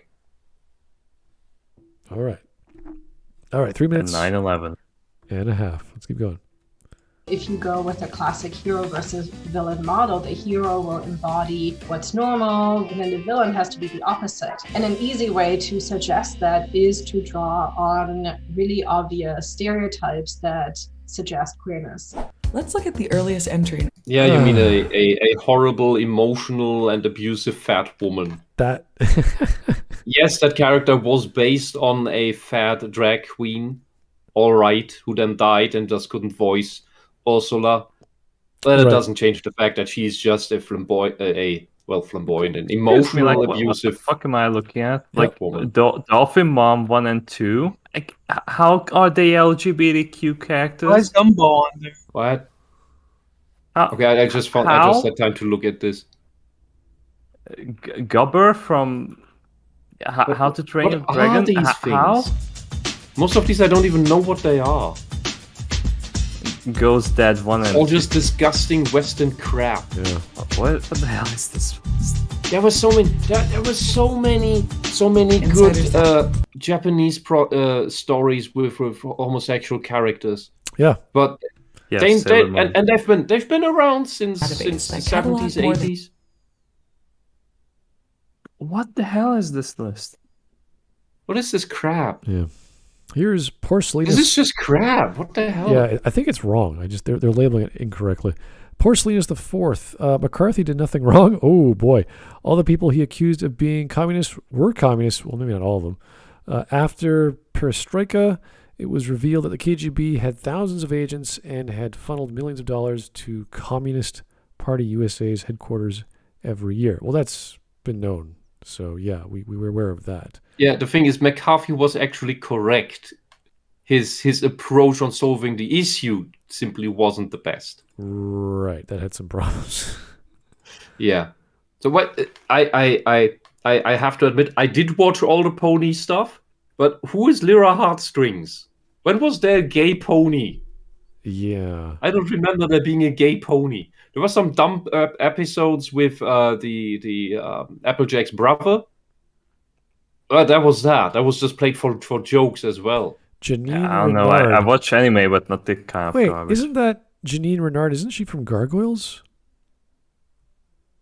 Where are we? The bottom left, third from the left. There's one of the Vikings from. Is that How to Train Your Dragon? I don't remember anyone being gay in that. Do we have to rewatch all that just to prove no? Yeah, she was Fox Xanatos. She was the daughter of Anastasia and Halcyon Renard. And oh jeez, she was gay. Gumball? Fucking Gumball? Gumball is a Bugs Bunny character. He magically transforms for a 2 seconds joke and then returns to normal. Wait a second. She marries David Xanatos. What the? How is? Yeah, can we just like skip through this? This is so stupid. This is entirely bullshit. And Writers database that cataloged more than 200 confirmed LGBT characters. not confirmed. Confirmed by who? You full of shit. Wait a minute, that Steven one's fucking cheating. No, he's with that little other bitch. Look, in the early fucking- 2000s,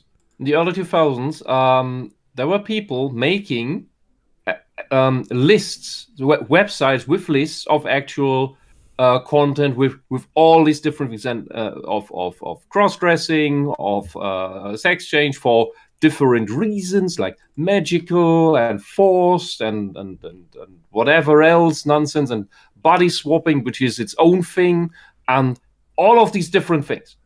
Tons of things, like basically for people who are looking for fetish stuff to look for. The dysphorics were looking for these things, were looking through these lists for escapism, to like for find something that makes them for like 5 minutes fantasize about an escapist fantasy. And those lists were kept much better. They're probably full of this SJW crap now. But back in the day, these were all the stuff that went through all the movies and series and cartoons and anime of the times, and video games, including RPG Maker freebie stuff. And that stuff was categorized correctly. This stuff is not categorized correctly. I'm pretty sure half that list is cheating. This list here, definitely. Because Gumball is not an LGBT character. What the fuck? Also, he's like, what, 10? Yeah, this is a stretch. The Skeleton, a villain in the 1980s show Super Ted. The creator confirmed Skeleton's sexuality is gay in 2014. Do you think I look best in diamonds or rubies? Many iconic queer-coded Disney movie villains emerged in the late 80s and 90s. Ursula from The Little Mermaid was inspired by the drag queen Divine, and queer communities. Yeah, so why would you say 20 years later or 30 years later that that character, the creepy character you had, was gay in that kid's cartoon? Even if he talks weird. You know, there are hetero men who talk weird. Yeah, this idea of being inspired by a drag queen does not make the character you created whatever. That's silly. Yeah. Yeah, that's just if we wanted this for a voice actor to fit better into this character being creepy, all right. But then you also can't complain that queer people are used as villains, because apparently they like it. And yes, there are a lot of them that like to be the villain. It's a bit scary sometimes. In arms. Audiences may, in fact, embrace the villain over the hero because the villain offers an alternative vision of life, or an alternative. Ah, you mean being a psychopathic sadist who doesn't give a shit about what anyone else feels, or who gets hurt, who gets harmed, and who dies? Associating because villains walk over corpses, you bloody horrible, disgusting, brainwashing, probably child abusive psychopath woman. Well, for the children's stories, the villain is usually blatantly evil, because we need kids to understand the bad guy does bad things. That's why they get big facial expressions, big toothy smiles and grins and laughs. In more mature stories where there's nuance and ideology and conflicts, the villains aren't so clear-cut. And that's where you get into fantasy and science fiction stories where there's characters doing some things which aren't always good. They're 80% good. They have good intentions, but they end up killing some people or doing something wrong. Yeah, so that's what you do with teenagers and above. So yeah, you have these gray characters who do things sometimes not making sense, and then we get into the whole Dungeons and Dragons chart of well, they're not really adhering to the law, but they're good, or they're doing things randomly, but it's always for some other ethical reason. or just the opposite. So there's all kinds of great ways of interpreting that. I'm having fun with Pathfinder's system because you can be evil in that game, or you can be a lich, for example, and you can like bring people back from the dead, but you don't have to be like pure evil. You don't have to kill everyone you see. You don't have to do it that way. The same way the angel mythic path doesn't have you just being nice to everyone. You get to slaughter a lot of people just because you're in charge. So it depends on what kind of good you are. There are good paths that justify very bad deeds. That's the beauty of storytelling, where you have nuance to your characters. So there's loads of anime in war where that's the case. So with kids, yes, the villain should be clearly understood to be evil and have vices and be selfish and this and that. So thanks Berserk in the chat for bringing this up. On that list, didn't start at A, right? Because since Gumball is in there, technically they would have to put Bugs Bunny in there too. No. That list was not made by people from 60 years ago. So. Yeah, I know. But the list of characters that we saw, that make no sense. Yeah. When you have Gumball in there, you need to put Bugs Bunny in there too. It's all modern crap. Yeah. No. Although how they got Gargoyles and how they got Fox on that list, I'm still like shaking my head. That doesn't make any sense. These people are insane. They project their look. In the 2000s, fetishists on the internet at least looked for for things that actually sparked their fetishes or wrote fetish stories on these fan fiction sites that fed their actual fetishes. What we now have is people who project their fetishes on things where they aren't even there. That is so crazy. Yeah. So we went from general household crazy to batshit insane crazy, and these people are now teaching batshit insane crazy fetish stuff in universities, and make people pay for it, get student debt, and then have what's it called? Diplomas for things with which they can't make any money, and thus are dependent on doing more stuff for the ideology to maybe get some HR job or something. It is the perfect scam to impoverish people and deliberately turn them into brainwashed drones. Because you listen to this shit every day in university, your brain's gonna melt whether you want it or not. Alrighty, let's go. And one that doesn't end in heterosexual romance. Other characters like Gaston and LeFou from Beauty and the Beast and Jafar from Aladdin could have been influenced by their maker. Like, I don't know. What? Gaston had the hearts for Belle. That's the whole point. Gaston is the manliest man. He should. I don't even want to know where they're going with the Jafar route. Please tell this me is it's weird. not where- But yeah, it's because he has the emotional face and everything, and it has elegant movements. He has emotional faces. every cartoon character. The only reason for Jasmine was to get more power. After he got like what he wanted to turn into Genie, like he didn't give a fuck about anyone really. Yeah, but Matthew says Gaston is gay. Can anyone confirm that? No. Don't use. You're gay, The thing is, okay? Look at it this way. We had the bull shown in the beginning, from the Look at how a matador is dressed and how elegantly he moves with the fencing. Like this part of just take this out of Spanish culture. Take this out, put it on screen, and then these people will say, "Well, that is clearly queer coded." Yeah, well, the only way I could see the Hispanic culture in these people's eyes is queer coded. With LeFou, that was the sidekick to Gaston in the live action Beauty and the Beast. The songs and the way he was singing them could have been interpreted as, and I think we covered a video on this, as queer coded, but there's no mention in the show of LeFou loving Gaston. He admired him because obviously he was his sidekick and he did everything he wanted and wanted to be like him because he was a little man. But no, he didn't. He wasn't gay for Gaston. Okay, let me drive this point home. SJWs believe that all Hispanic and adjacent culture is gay. This is the end point of their logic if you follow it to its final conclusion. So the Mask of Zorro is...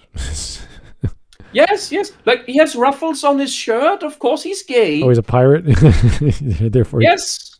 Okay, pirates are gay too now. Oh, yeah? Because you have ruffles on your shirts and stuff. Okay. What about ninjas? They're probably closeted gays because they hide so much. Anyone from the Enlightenment period is also gay because they have those poofy hats and... Yeah, that's what I was talking about before with everyone wearing clothing from the 16th to 18th, 19th century. Okay. It was all gay. All the steampunk stuff, all gay. Oh, yes, all geez. the Mexicans are gay. Yes, thank you. Yes. Let's go on. Okay. They were created by Andreas Deja, an openly gay animator, and sang music written by openly gay lyricist Howard Ashman. But that sliver of representation had its downfall. Okay, like this is what I hate. That's what I hate about these videos is that like, okay, here's this like gay person and a gay songwriter, and like we quickly change the next scene. Like, if you want to make a point, do it. Yeah. Stop switching around. What they're doing here is, look, these are the people who always talk about death of the author if they don't like what the author has to say. Yeah. No, really. And Like, here it's more like health truths, like a collection of health truths, and then you have a jumbled mess, and then they trying to convince you with this fancy ass editing. Yeah. But here it is not just the author. It is one of the people who worked on it was gay, so it's obviously all gay. Yeah, out of the dozens, if not hundreds of animators and technicians and all the other artists involved in making animation. Yes, there are going to be some guys and girls of different sexuality and whatever. It's going to happen.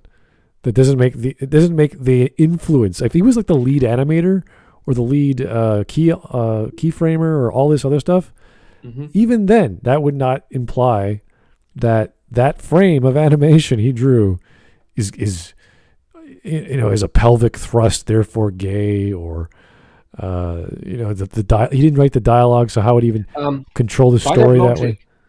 Yeah, and by that logic, these people admit that Steven Universe and the fusion stuff is a metaphor for sex. I think that's what they imply. Because if they say here it's queer coding, then in Steven Universe, that implying sexuality, then in Steven Universe it has to be sexuality. I think it's in your face. It's in your face blatantly. I think you're going backwards. Actually, they're looking at Steven Universe first and saying, "Well, this is clearly sexuality." Therefore, 20 years ago, 30 years ago, 60 years ago. that may also be the case, but it is through this that they admit either way that Steven Universe has scenes that are blatantly in your face metaphors for child sex. Just saying that sounds ridiculous.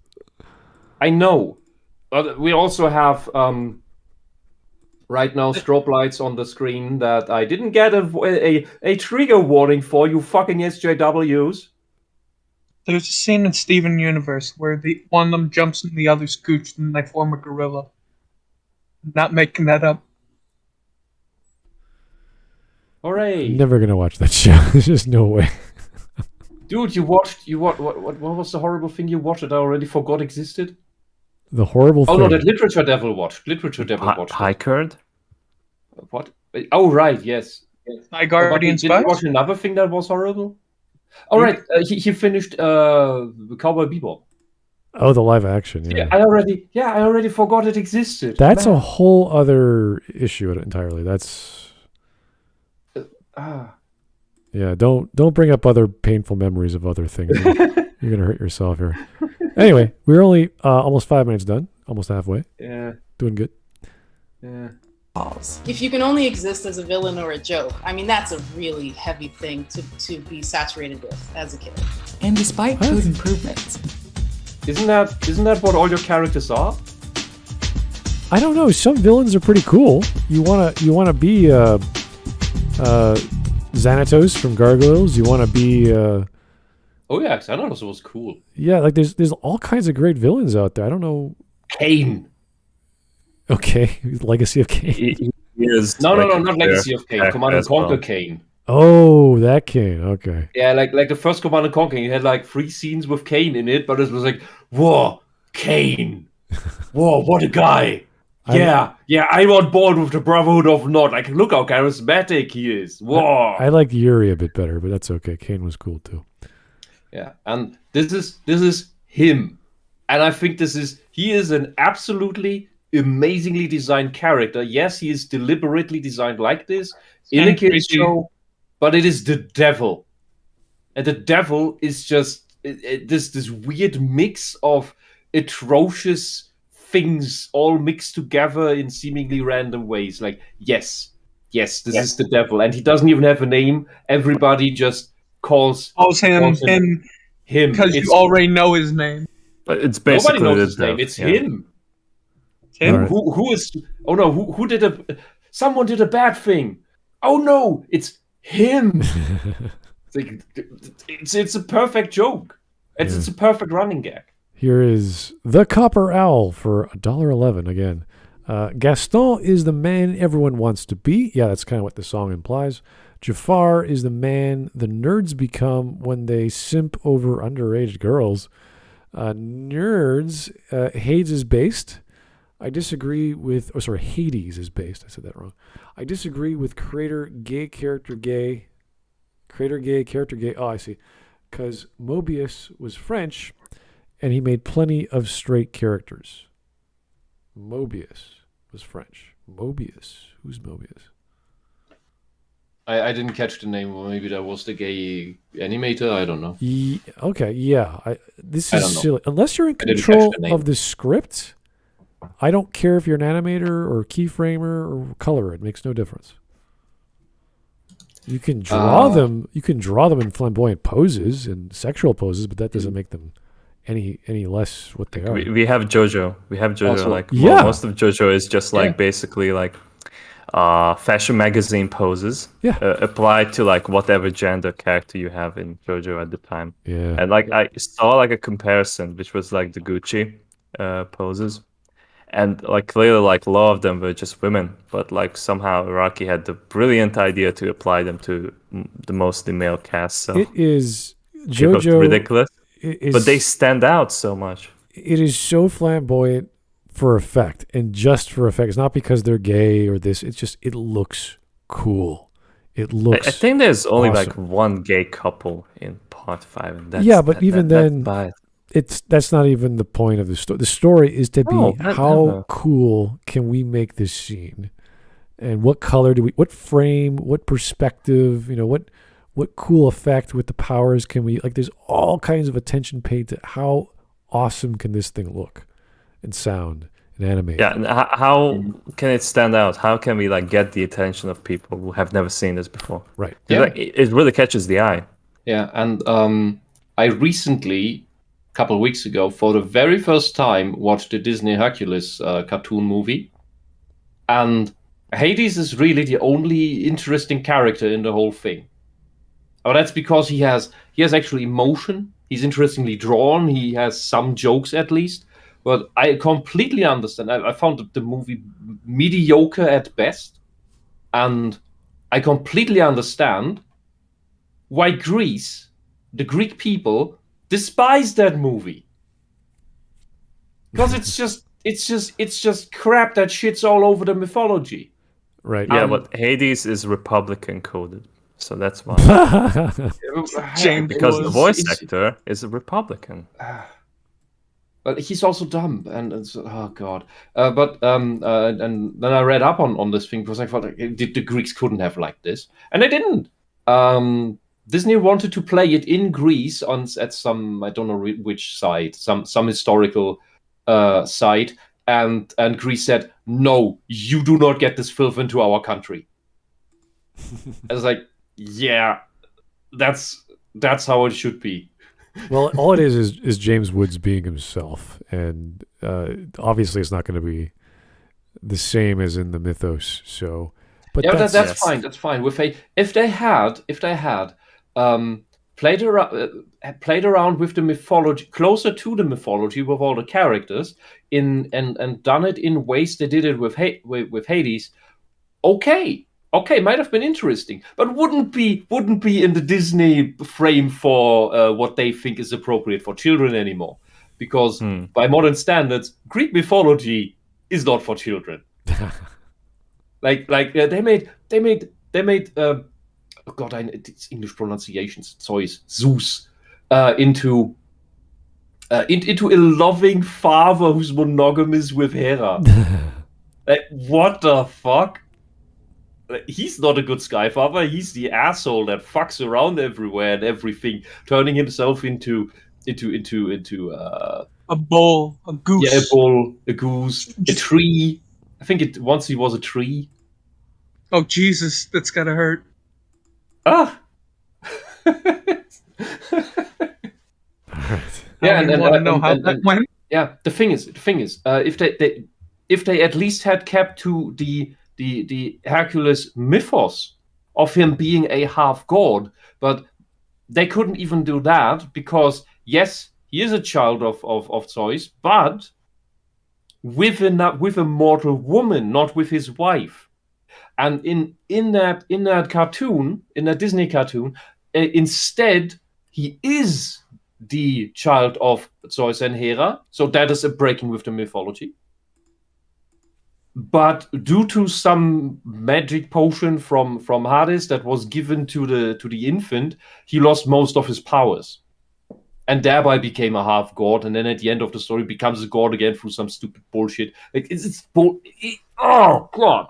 It's like there were so many good movies about Greek mythology and Greek history made in the 60s and 70s with these old stop motion animations for the skeleton warriors and stuff.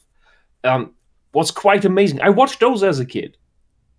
Loved that. I think one was there was a movie about the Argonauts. Jason and the Argonauts. Yes. Yeah, God, that is a masterpiece. Watch that. Watch it with your 12-year-old. That's mostly fine. But this cartoon crap is just so bad. So bad. And I'd say uncreative, but I'm getting off topic. All right. Back to the Powerpuff Girls. Networks were still hesitant to show any obvious representation. The only safe way to refer to this King of Darkness is simply him. Animators described a culture of fear, with studios worried about losing advertisers and boycotts from conservative groups and Are you kidding? What Who's the conservative now, lady? You sound like those very people you scold. It sounds like, oh, we're doing gay stuff. The conservatives won't want to broadcast our content. Like, what are you talking about? Who? Did Powerpuff Girls? Is that the show that the conservatives didn't want? Yeah, again, like it's just like only showing like an example, but like it's not really have anything substance behind it. Like, yeah, just like Whisp said, or like someone else, that like him was deliberately designed this way. It's not because like they were hiding like gay messages behind it. Yeah, they're not showing him as the good guy. It's like it's like a almost child how do you say this in English? Fitting for children depiction of this is chaos and deviancy because we put random things on a character that don't mix and he doesn't look good. Not really. Like he's on this border of he's not absolutely repulsive, but it's the devil. He has weird makeup on, this constant feminine male. He goes from like this, and he's wearing a tutu. He goes from like this weird feminine voice to being serious in another. Yeah, in like a second. Like he'll be like he's just like all of this, like and he's how dare you? And this is so fun. This is fun. This makes this character like, oh, so all this nice stuff is just a facade. Also, he has crab hands. Why does he have crab hands? Because he's cancer himself. Yes. But what I've said years ago, many years ago, before you saw me ranting on here, is this very thing that you mentioned before. I think Mike said it. These people, the SJWs, they are just the new conservatives, because, and that is what all socialism does, what every ideology does. There is no such thing as progressive versus conservative.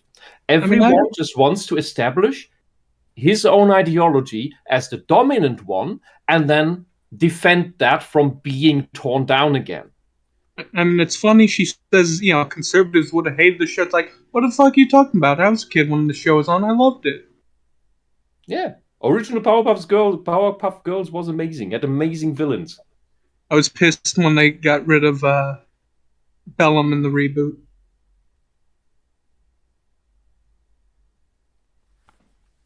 Nobody disagrees. All right, let's go. This fear was realized in 2005 with an episode of Postcards from Buster, an Arthur spin-off series. Who even Sugar watched Time that? featured two lesbian moms, one of the earliest overt queer representations in children's animation. In response, Margaret Spellings, the then Secretary of Education, said PBS should strongly consider returning the funds used for the episode. It was a major setback for queer representation at the time. 14 years later, an episode of Arthur featured the anthropomorphic Aardvark attending the wedding of his... Just as It's an information. PBS. Lesbian couples have the highest amount of domestic abuse, violent domestic abuse. Lesbian couples. All right, well, gay couples don't. Okay. They're beneath heterosexual couples in domestic abuse. The government has no control over PBS. It's publicly funded. You could give money or not. It's up to you. What's a donation? PBS is a donation thing, not a tax thing? Well, I'm sure you get tax rebates because it's No. I mean, is it funded by taxes or by donations? It's basically donations. I'm sure because it's promoting American values, like whatever country you're from. Usually, if you want to sign up for getting rebates or tax rebates, you have to do something that coincides with the values of that media country's federal whatever agenda they got. I know Ontario has one. Like if you want to promote something, you want to get funding for it, it has to be in French as well. It has to be about the Inuit. It has to be about history of Canada if you want that funding. There's all these criteria you can go through. So PBS, I'm sure, was trying to get that federal dollar as well, but they do all kinds of drives online whenever they have a special on. And they usually do it, at least on television at the time, in between commercials. So they would have like a 2-minute commercial or a 10-minute break, and they just talk about the creator of the story or whatever the special is about, asking for money. You would call in, and they were in this room where all these phone lines, there's people like literally was surrounded by phones, and the guy who created the show is like right there standing and talking about how important the show is. So it's all publicly funded. So you could write a letter to whatever newspaper and say, "Oh, you shouldn't be." Like, yeah, I like Arthur. I want to watch it. I don't care. It's like that's a good thing. That means government does not have control over it. So maybe they did have a lot of investment. I don't know, or gave a lot of money to them and they pulled out. I don't know, but that's completely fair. There's no law stopping the creators of Arthur from doing their job. Is this? I always wondered. I never looked up the numbers. Is this ugly cartoon actually watched and liked by children? What I've seen of it looks really boring. Like I think it's been on since the mid '90s. Wow. Yeah, you tell me. Because what I saw of it was just really boring. It's like what I would imagine runs in a Christian home. All right, let's go. His teacher, Mr. Ratburn, to his partner Patrick. And strangely enough, we have the rise of cable TV and eventually streaming to thank for that. With fewer regulations and less government oversight, cable TV opened the door for more representation, but getting anything approved for children to watch, whether it was... It's not representation. You already said that it is pushing gay people in there. That's not representation. You are pushing it. Like what I'm trying to say is, you're not pushing for representation. You're pushing for people to see, oh, look, gay people everywhere. They're everywhere. You go out on the street, you don't see gay people. Well, in this regard, she's saying that the less government oversight, the less government involvement, the more freedom to do what you want. And I'm like, yes, that's a good thing. You can do whatever you want. And now they're complaining they're not getting enough funding from whatever stations or publisher to do what they want. It's like, well, people aren't buying it. People don't want to invest. People don't want to put advertising next to your name unless it's part of a streaming service where it's one of like thousands of other programs they've already bought into, and they're not paying directly for that show. It's like a TV station. You're just watching whatever the station has. So it's the same model, really, but you get to watch what you want whenever, as opposed to watching within a certain time slot. So times have changed for the technology, but the service is pretty much the same. You're still paying a company, whether it's a streaming service or your cable bill, for the service. It's the same service. It's literally just cable again, only go buy the rest of your TV now. Yeah, it's a digital signal as opposed to a coax cable that pumps visuals onto your screen. Joe Crazy is telling me that they changed the animation style of Arthur a few years ago. It is based on a children's book. And Occupation Army says Mr. Ratburn was certainly not gay originally. I'm just going to believe that. And Ghost Shrimp adds, it just recently ended. Yeah. So they went woke, and it ended. Yeah. Where have I seen that before? Yeah, they do the thing they want. No one cares for it. They can't get funding. They can't get advertising revenue. They're done. They don't get renewed. It's almost as if the majority of people don't want gay stuff in their children's media for their children. I'm going to have to push back just a bit because I don't think the whole show is about that. Yes, one episode... You put one of these things in, and the parents say, you're not going to watch more of that. Yeah, because you don't know what's going to happen next episode, and then next episode. I'm sure some parents like that. The problem is the way this presenter is showing it. It's like, oh, we're being represented, and it's like, who is we? Like, what is the agenda here? Is it just to constantly have random characters in your stories who are so diverse that they're just completely different every time, like an episodic nature? And you're going to the Arctic, and then you're going to Zimbabwe, and then you're going to France. I was like, what is the purpose of this? And everywhere's gay people. Yeah, and they're gay. And when you go to France, they're not all French. It's like, okay, what's the point then? What is the point of going to countries or different parts of the world? And we're talking about a story of animals who are anthropomorphic going to countries representing whatever, and you want these animals to be different types of animals, different kinds of colored animals, different sexualized animals. How far does this go? What's the point of doing that for the sake of representation of anthropomorphic animal? Like it's just, there's no point to this. What's the selling point? Why would I watch this? When you watch Transformers, it's like, oh, that is a robot that turns into a dinosaur. That's cool. I don't care if the dinosaur is a hive mind or is into other dinosaurs. Like it doesn't fit my interest in the story. So do the cool thing and then do another cool thing. That's what I want to see as a kid, and entertain me as that thing you're supposed to be. Don't start telling me your backstory about how you were beaten as a miniature robot and you're traveling all over the galaxy to find a home that would accept you. Then you found it in the bones of some 65 billion year old animal that now I'm in my right body now I can eat other robots with my Grimlock mouth and chomp down and feel at home. It's a little strange to put all this backstory onto a character for kids who just wants to stomp other bad robots. So weird setup. I don't know why. Like, there's that whole video we covered on female Transformers. Why aren't there enough representation of female Transformers? Like this is getting silly. You can't be serious. Does anyone really care about female Transformers or male Transformers for that matter? I don't think so. Oh no, the video was something about Transformers being queer icons. Or? I can't remember. It was just a dumb topic. It was so dumb I forgot about it, like most of our videos. So I can tell you from personal experience that Transformers, the cars that turn into robots and then robots that turn into fighter jets, it's a trend. Do nothing. They do nothing for someone with gender dysphoria. Nothing. That is not a trans thing. No. Well, only if you would have learned how to drive. If you project you were onto turning that, away you from are your insane. face.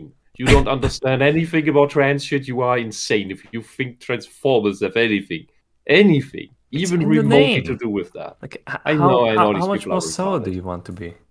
These people are insane and retarded, and that makes them, and the way they are, that makes them dangerous. All right, we are halfway done. I actually like this video because the person's so enthusiastic. Yeah, it's gone. Saying stupid shit, so I like it. It's cool. Commercial helmets or junk food remained a long process, with requests having to go through 7 or 8 levels of approval. This could add extra hurdles for creators, and did for Rebecca Sugar during her time at Cartoon Network. Face. In 2010. Yeah, but she looked completely different there. I would agree that she's on hormones now. Yeah. I don't fucking care what she's on. And floated the idea of a past lesbian relationship between Princess Bubblegum and... Yeah, that was a fan shipping thing.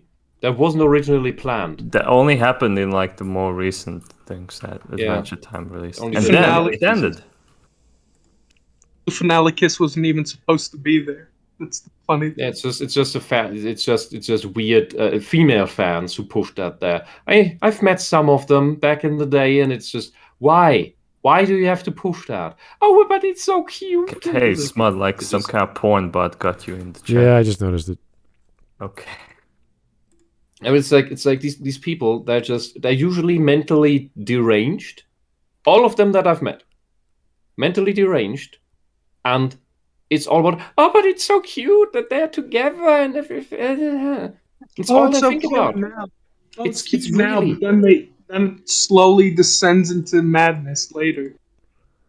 Yeah, well, good. That's normal for female relationships. Apparently, we have the stats. The science is in. Trust the science.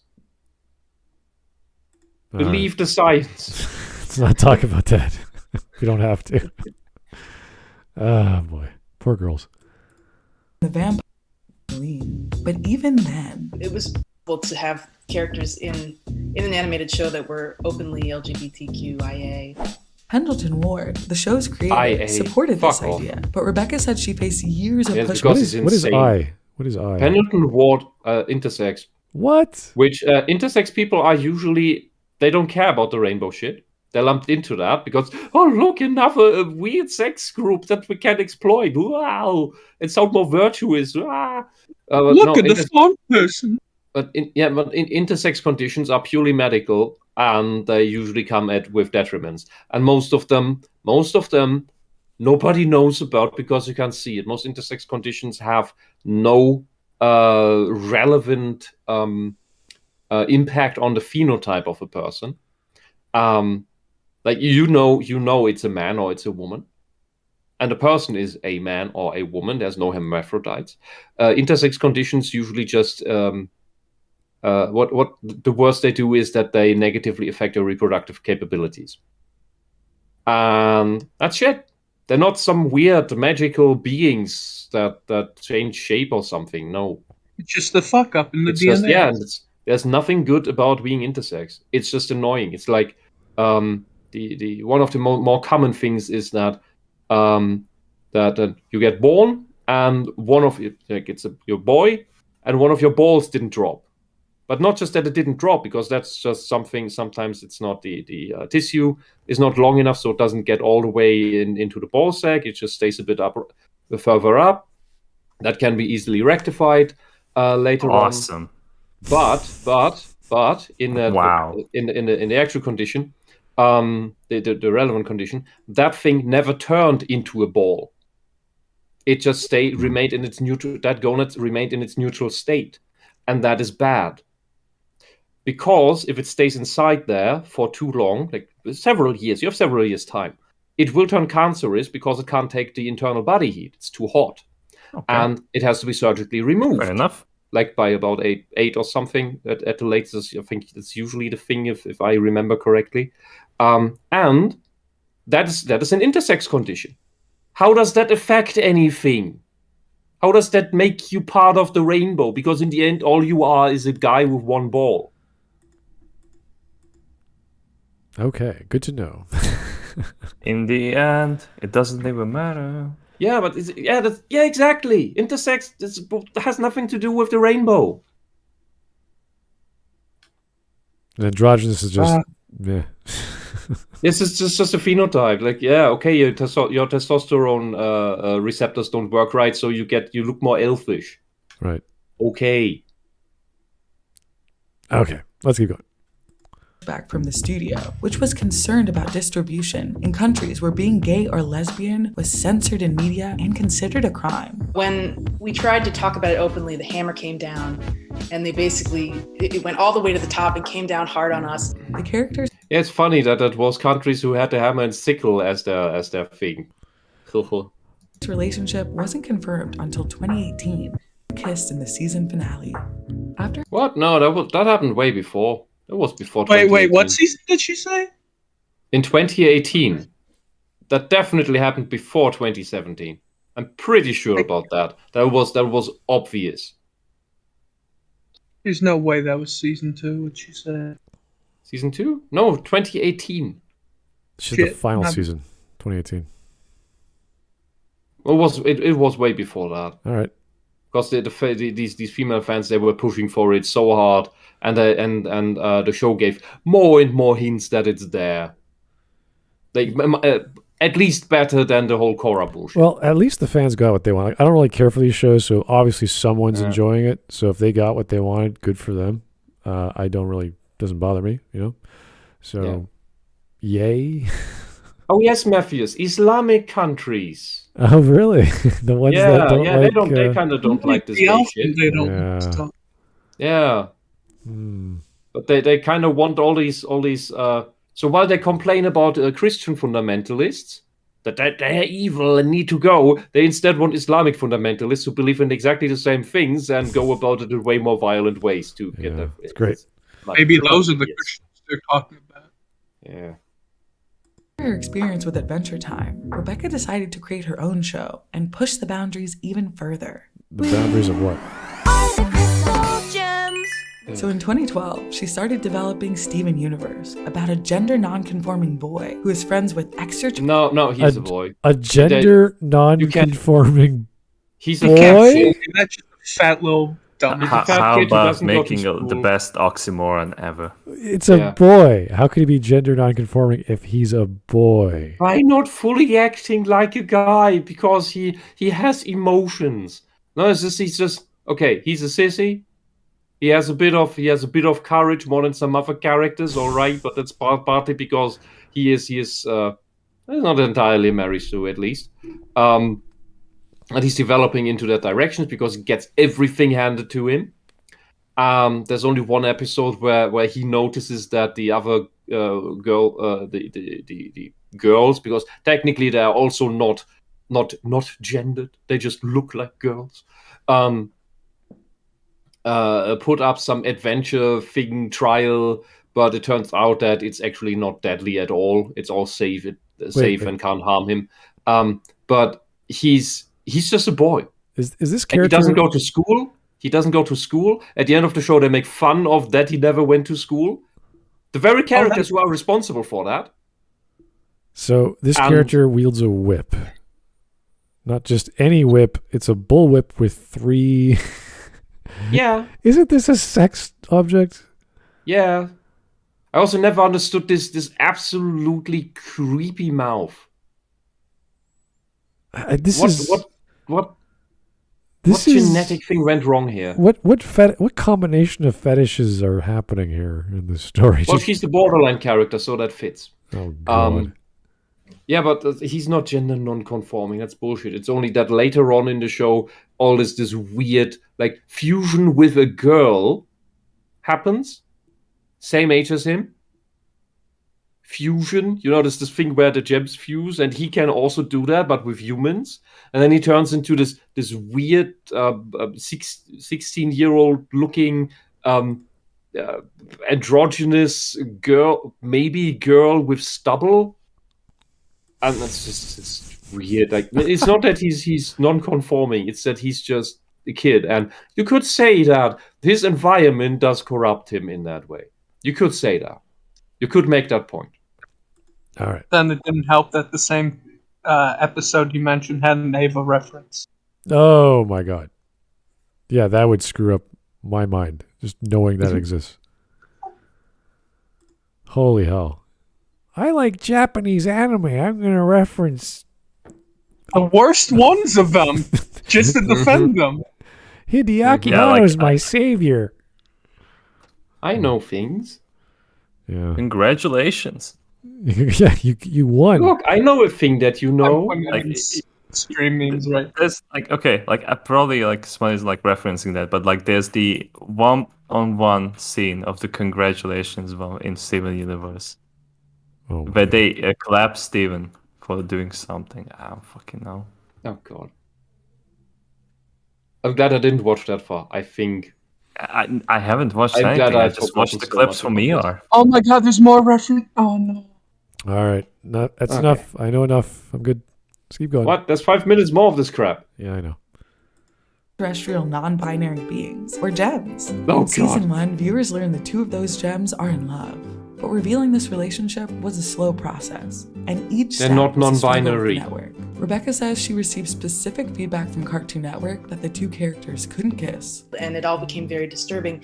And realizing They're that I having was sort of sex getting all the these time. direct notes, this really made me realize that I had been receiving that message indirectly from all of the content that I had seen growing up, where LGBTQIA characters just aren't present, and they aren't present because they're being, Look, they look like blocked from 10-year-olds. they're being systematically removed. Their relationship was first hinted at in an episode called Jailbreak, which aired in March 2015, just as same-sex marriages And sex. This is how they do sex. This is the fusion thing. These are what do they look like? 8, 10? This They are just midgets. This feels like So they can't do kisses, but they can do an open metaphor for sex, because in other this looks sweet and innocent, but other fusion dances that they do, they are just sexual completely. This feels like a retarded version, like of pole Sailor Moon. dances. Like Sailor Moon, they all have the makeup wand, or the crystal. It's all right, but other of these fusion dances, they look like pole dancing and gyrating your hips and twerking. Oh. Like this is the innocent one. It's about to become legal in the US. Even the audience members who were excited about it or who liked it would say things like, I can't believe you're getting these adult themes into your show. It was all treated as if it was very subversive. It's not that we snuck adult ideas into a children's show. I mean, children are flooded with heteronormative content all the time. Yeah, but they're not turned heterosexual. They're not. That's the normal state of a human being. Normal children turn into heterosexual teens and adults. And you do not need to push gay shit onto children in order to make them gay, which seems to be what you're trying to do. Because it's not about representation for you. You are fetishizing children having gay sex. Something's wrong with your head. Okay. Most animated Disney films, like Sleeping Beauty, involved the love between a princess and a prince. Those scenes inspired Rebecca to create ones for queer audiences. I wanted to experiment with some of these really classic visuals. In 2015, Rebecca said, Why is she looking embarrassed all the time? It was her choice to make Ruby and Sapphire LGBTQ. They warned her that some countries might pull the show Ruby and acts it like could a boy. get canceled altogether. But the next year, Rebecca came out as bisexual at San Diego Comic-Con and began to speak more publicly about LGBTQ issues, both in the industry and in her work. It's really hard to twist yourself into a different person. Why do these people have to make absolutely art. no It's taste hard in for me to clothing? try and make heteronormative art. And that's part of the reason I ultimately realized that I could. What the hell is heteronormative art? art where men and women are depicted as liking each other. That's it? So normal art. So just art. Yeah, just being normal human beings. As opposed to hetero non-normative art where it's a bunch of gay dudes. Okay. Let me phrase it this way, Rebecca, so that you get it. I'll say it from the point of view of a heteronormative person. We are the 99%. Stop oppressing us. I don't think these words actually exist in art. I really don't. No, the words don't, but do you get the reference? The way she's... no artist I know thinks this way. They would never go, I'm going to paint a picture of like 90 people and they're all gay. And it's like, what are they doing? They're looking at the horizon. I'm like, what is that? How do you know they're gay? I just wanted to tell Rebecca Sugar that most people are not gay. And pushing all this gay shit onto everything in media is basically an absolute minority of the population enforcing and pushing their personal crap onto everyone. Well, it's the tyranny they complain about with, the super rich, they're just 1% of the population. They oppress us, the 99%. But here it's we have to submit to the 1%. Yeah. And that's bullshit. That is the duplicity I mean. That's why there's no comedians that have rich jokes. There's no, guys complaining about their Lamborghini. There's no jokes like that. It doesn't work. Jokes, comedy, romance, they're all about the average individual or the little guy. Even hero stories start from rags to riches. They very rarely go the other way around unless there's some virtue the prince learns in his pathway to or his downfall to save his soul from some vice he was compromised by. So this kind of mentality doesn't make sense in art at all. And let's say, obviously you're saying the numbers about homosexual people, but let's say the numbers were 40% of the population is homosexual. And the species would die. That's fair. But if we're talking about art, and we're saying, well, 40% of us are X, therefore we should make more art with X. Like, you know what? No one's stopping you. It will just naturally happen. Yeah, you would just make art for that demographic, and they would tell you what they would want, and then you would just keep making that. And not just that demographic itself would make that art. Yeah, so there's really this idea of art being this or that that's not a category that works with people. Yeah, and even if it was 90% gay or whatever. Yeah, and since there is only a low one-digit percentage of this demographic, and then some more that fetishize that demographic, there's very few out of that. Here's a good super chat. I like this one from Donkey King. Friendly reminder that NAMBLA, if you guys don't know what NAMBLA is, check it out, has been prominent in the alphabet soup group since the 80s. Yeah, the national Marlon Brando lookalike. Okay. Yeah. May as well. Oh. Yeah. So there's lots of silly satirical groups out there, and I think we have to take a step back. And when you hear terms like this, most people go like, "Yeah, whatever, lady, whatever you're talking about." But the actual people who study this stuff, the fine art professors and teachers, they say this is not a thing. This is not a real thing. And they're imposing their likes. And this could be anything. She could be talking about plants. There needs to be more plants and cartoons about kids. Or whatever. It's like, yeah, it could be anything. But that doesn't appeal to kids. It's not something you don't need to teach kids about plants in some great metric, right? It's like, 51% of all the cartoons for kids must have the lessons on like the forests and phytoplankton and all these other scientific terms. It's like, no, not really. Because otherwise nobody would ever know what a leaf is. Yeah, it's like we have school for that. We have school for other things. We have parents for other things as well. Let kids have fun with their cartoons. Let them imagine awesome things. And that's it. Don't impose your ideas, which are outside of the fun zone, right? Yeah, and to this day, I don't know what the target age demographic of Steven Universe is. It's for adults that think this is for kids. They think this is a thing they want their kids to watch. Yeah. But it's for them, really. The same way Spider-Man was for young adults, but even though it was for young adults, it was for adults. Same with Gargoyles, because the maturity of those shows. Yeah, but Spider-Man was still watched by kids. Oh, yeah, no, I watched it too. But you could tell from the writing, this was for adults. The same with the real Ghostbusters. Yeah, but that's because it took the audience seriously. Yes. Like, kids can watch stuff like that, and it doesn't damage them because it's still tame enough. Gargoyles is still tame enough on everything. It was sophisticated enough. The Batman animated series is still tame enough while being for teenagers. Yeah, that one episode where Xanatos is all on the top of his castle and he's like he lost against Goliath or whatever, and he lists these 3 things that everything went right for him. So even though he lost, he as a sum total, he ended up coming up on top. And you don't pay attention to that because you just think, oh, he's just some guy, and he's an egotistical bad guy. And he's saying bad stuff, but no. When you watch it again and again, you go, wait a second, he's actually being serious. He's saying, no, this is a perfect day.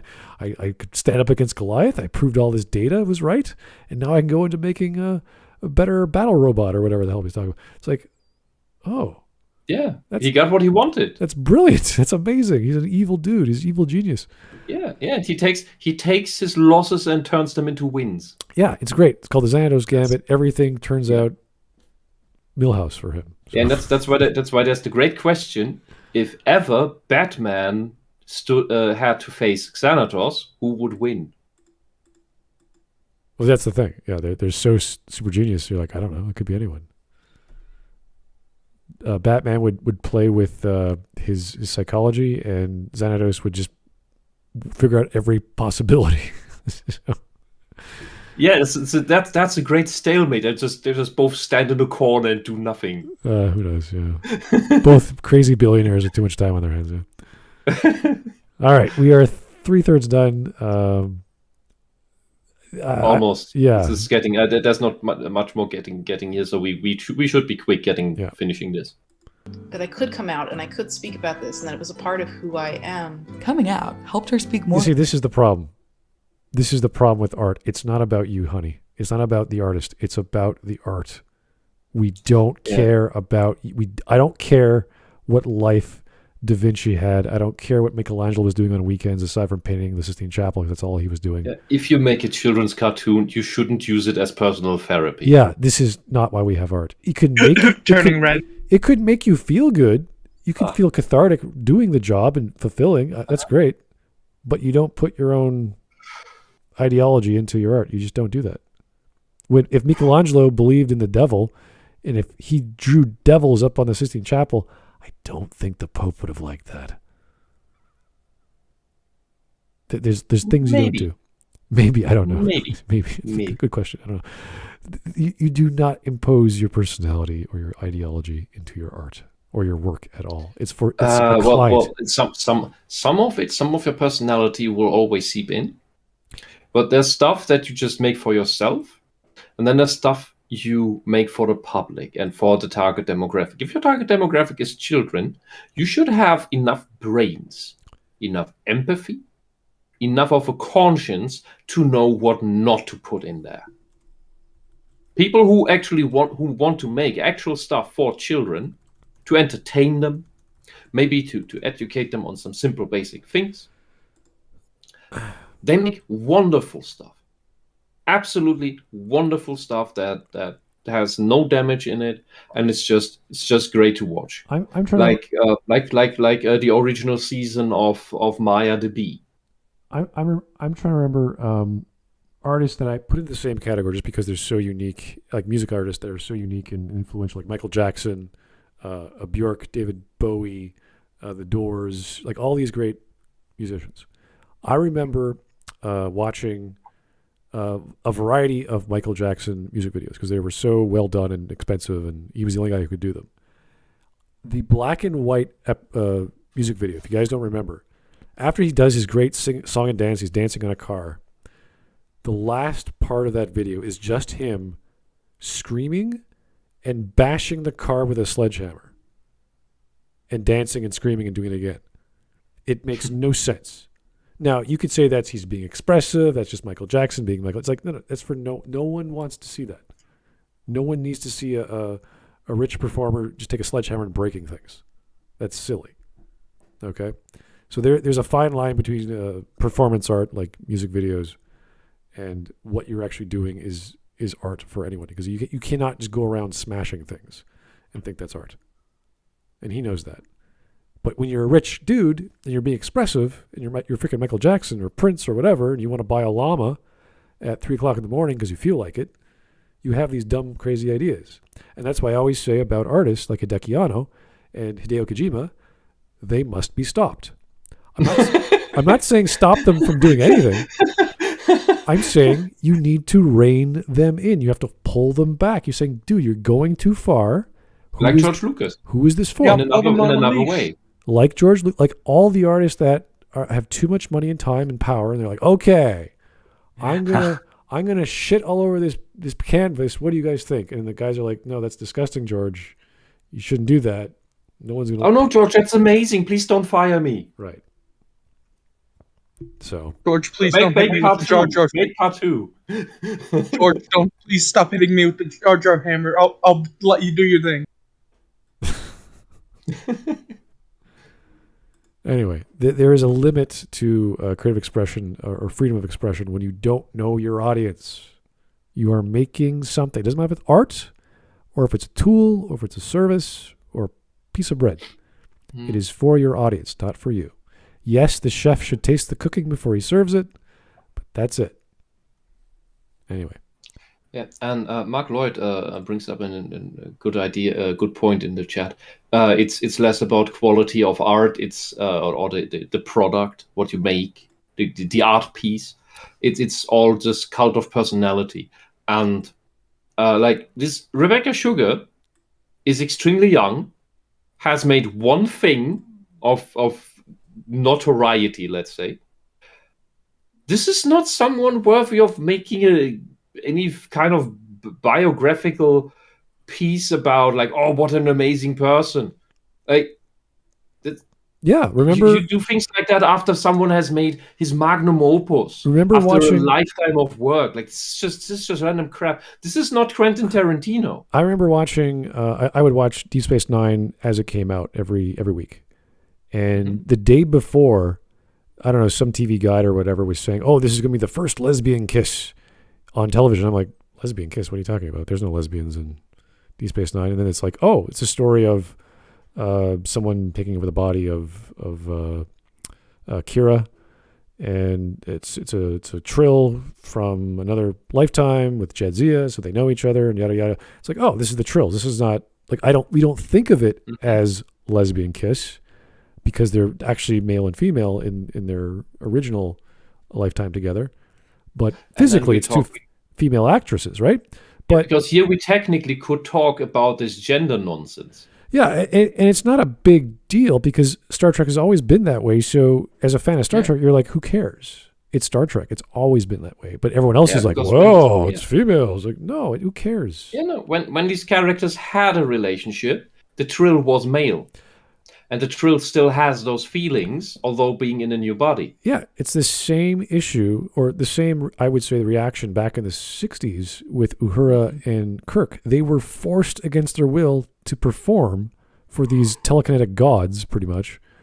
And that's that scene where he's forced to kiss Uhura in that pose. And it's dun dun dun. It's like the start of the show. It's like, whoa, that's tension. What's going on? But because it was the 60s and people were a little more sensitive at the time, oh, he's kissing a black one. But in reality, in the show, they're forcing. Is it deliberate plot shenanigans around to justify the scene? Yes. Yeah. I mean, in the they have like superpowered gods that can modify in the force same, you to like move on their will. Yeah, in the same episode. In the post episode, yes, but the DS9 episode. That was a one-time thing. I never watched Naruto. That was a one-time thing. Yeah, you have to remember in the same episode of that show, you have was it Spock or was it McCoy neighing and stomping like a horse? So the gods were just playing around with them like they were puppets. Yes, like they were called to it can be treated. Yeah. Right. Yeah. So the way I remember that DS9 episode is that it was a very fluent, very very natural way of this whole thing coming about, and the characters then decided that this doesn't work. Right. This doesn't work because they were breaking relationship rules. from a past real life is not something you should keep up because it makes things all weird and strange. Yeah, part of the Trill culture is you don't. This is against their culture. You can get into trouble for doing that, and they realize that's the case. So yeah, because it just messes people up. Yeah, so they're not saying gays are good or bad or whatever. They're saying this whole science fiction scenario was an issue to bring up, and that's what they had to deal with. And the rest of us were like, that's a cool episode because we never thought of that before because it's science fiction, and that's the beauty of science fiction. You could do plots that you never would have conceived of. So, but the rest of the world's like, oh, the first lesbian kiss on TV, and no one cares. It's not a big deal. So, all these things have happened in TV over the decades, and no one at DS9 was like, we got to do a lesbian kiss. No, they didn't. They wanted to play around with their ideas, and they wanted to subvert the concept of Star Trek because they didn't like Star Trek. They wanted to make it darker and edgier and messy and dirty. That was DS9. DS9 was awesome. It was still as clean as Star Trek was. It was just some more serious, I'd say. They threw in religion and war and all kinds of things that. Yeah, but there was still no speck of dust on that station. The first season was pretty dirty. It had darker decor because it was a Cardassian station, but it was still this clinical cleanliness that Star Trek has. As a result of the Federation getting involved, yeah. Maybe. Okay, anyway, let's keep going.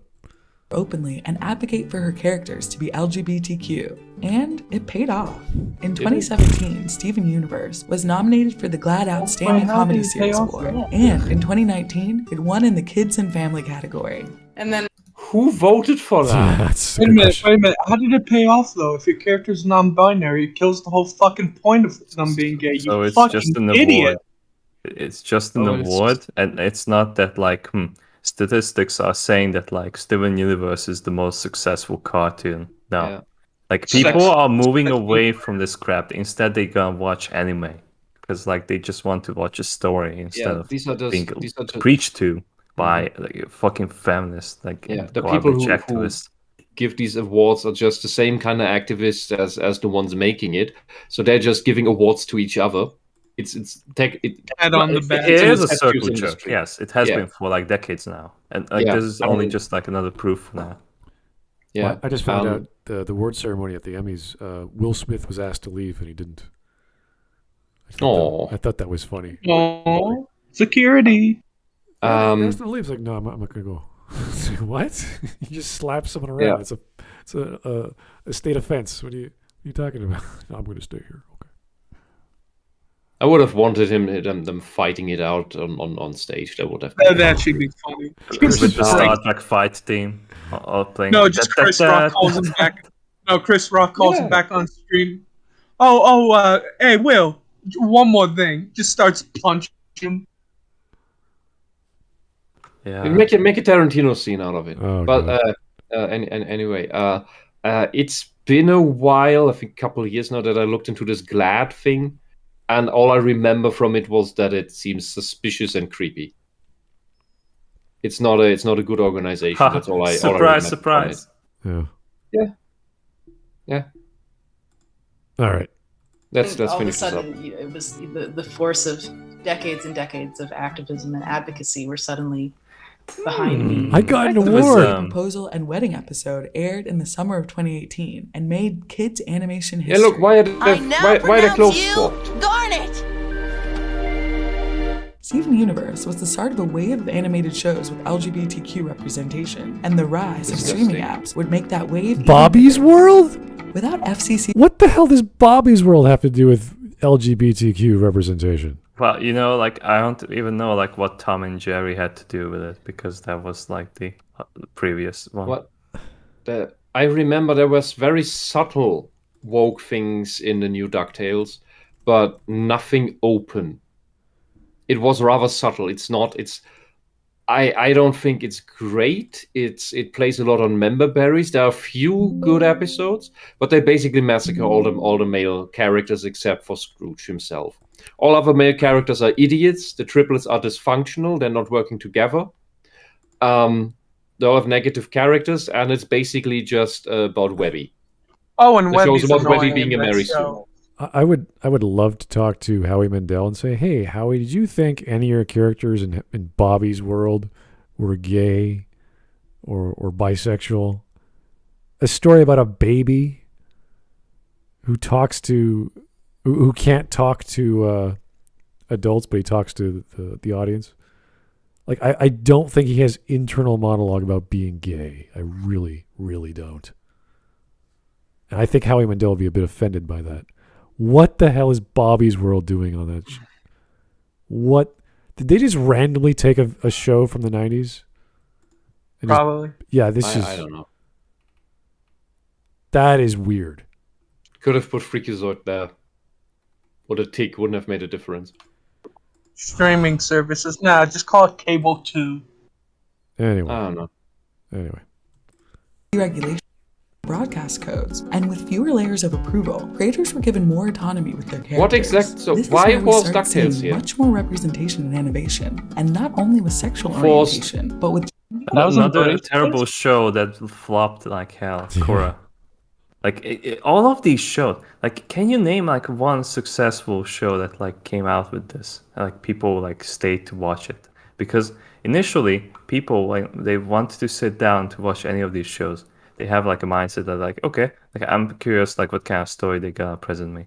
And if it's just about that, like what kind of relationships these characters are gonna have, they're gonna get turned off right away. They're just going, okay, I don't really care anymore. I only pushed through watching Korra because I hated everything about it. It was dumb. It was written in a dumb fashion. The characters were dumb. The CGI was dumb. And the only reason I kept watching it was because maybe there's another kind of funny-ish scene with Varric. And he turned out to be the only character with an arc who actually turned into a positive character who developed courage and did the right thing in the heroic moment. Korra just stayed a hateable bitch the whole time. Even when she was paralyzed, I wanted to fucking hit her. Yeah. God, she was yelled at Katara. Unbearable. You don't yell at Katara. She's helping you learn how to walk again, you lousy bitch. Yeah, she was. Look, there is being in pain and being at your lowest, and then there's being pathetic about it. Korra was being pathetic about it, about being miserable. It was just like all these narcissistic SJWs, she only defined herself about something superficial. Any real avatar would not have acted the way she did, because the writers don't actually understand what the avatar is. And that's probably also why they rewrote what the avatar is. That's the personality of the character of Korra. The scene with this was just kind of forced. This whole scene with the romance is forced, and everyone knows it. They didn't even get the yin and the yang thing. I will argue that Korra barely has a character. Okay, we got 2 minutes left. Let's see how this almost 8 million large channel deals with 2 minutes. I haven't seen any advertisements yet, so that's pretty impressive. Well, they have to Gender, enough people. Queer communities overall. Velma and Scooby-Doo. No, what? Wait. Velma's gay? What? When was Velma gay? You don't take my childhood crush. When was she gay? Does anyone know? Oh, I remember from because she's geeky, she must be gay now? No, there's a stupid thing from one of the Jello Apocalypse videos where one of the writers said she was going to be, woulda, shoulda, coulda. Well, it's too bad you didn't put in there because now it really didn't happen. This is just a J.K. Rowling shit of post-talk declaring characters to be things they never were. This is a step down from like the Hardy Boys or Nancy Drew, where the focus is the mystery and everyone solves it together. It's not Fred is interested in Velma and they go out for a date and something weird happens. Nothing like that happens. Yeah.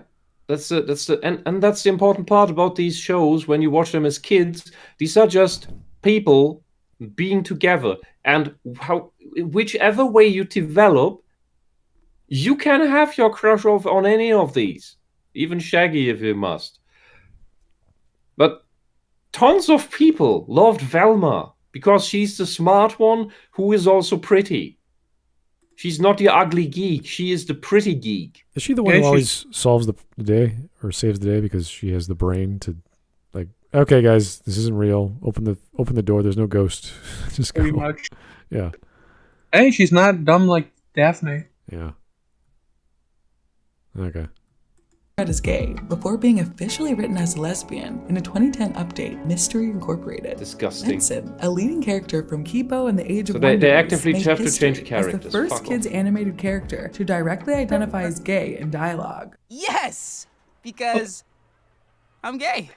I remember this. I remember this one podcast. Featured a multi-season Nobody watched that, by the way. Capped off in 2020 by a famous on-screen kiss between Adora and Katra. The show also broke ground by featuring a trans male character, Jewel Star, voiced by trans male actor Alex Blue Davis. From 2017 to 2019, our database showed a more than 200% spike. Yeah, then an immediate drop. Yeah, I hope it drops further. The fact that they were stepsisters is even creepy. Look at this. Look at this 200% increase 1 year, and then this immediate 50% or 40% drop, and then another 50% drop later. Yeah, let's hope it plummets into the ground it's again. back down to the average it was. Because these shows that she showed, nobody watched that crap. the weird people that we cover here who project all the gay onto everyone, they watched that. The few things that when I looked up the numbers of this crap, nobody watches that. Yeah, it's basically nobody knows it exists. Supply and demand. It's like, we have this product. Oh, wait, not too many people want it. We'll try it again. Oh, wait, not too many people like it. We'll try it again. It's back down to where it was before in 2014. It's like, so come 2022, if we see this spike back up, you're going to see another shitty show that no one's going to watch. It's going to have one season. It's going to go away. Into dust. Yeah. Queer minority characters in children's animated TV. Queer representation in children's animation because queer children exist. And that was 2020, right? The year of Let COVID? her finish, please. Let her finish why we need gay characters in kids' shows. Only I'd rather not. Yeah. Like, this is just wordless. Only during a pandemic will this thing get any kind of publicity. It's like no one cares. I want to know why she wants gay characters doing gay sexual things in kids' shows. Yeah, well. We're talking under 10 years old. Let's not discover that reality anytime soon. They deserve to see themselves on the screen. They deserve to see kids don't like seeing other kids. There are no 8-year-old gays. Literally, kids don't watch things for other kids. They literally watch for, hey, look, fun adventure. No one wants to see themselves on the fucking big screen, lady. This woman, either she is a pedophile or she covers for pedophiles because she thinks this is the new virtuous thing to do. Because she's brainwashed into that. That is a possibility. Because there is no such thing as gay children. There's no such thing as gay kids. Stop it. You bring up the rhetoric of pedophiles. Because when you imply that there are gay kids, that means that they are sexually active kids, which implies that they could technically, theoretically, hypothetically, give consent to sexual practices, which then implies that they could do that with adults, right? And that's where this is going to go. This is not a slippery slope. This is salami tactics. Slice by slice, they get closer to their goal of normalizing pedophilia, of normalizing sex with children. This is it. All right. Happiness that represents the things that they already feel. There are still some limitations to the progress, though.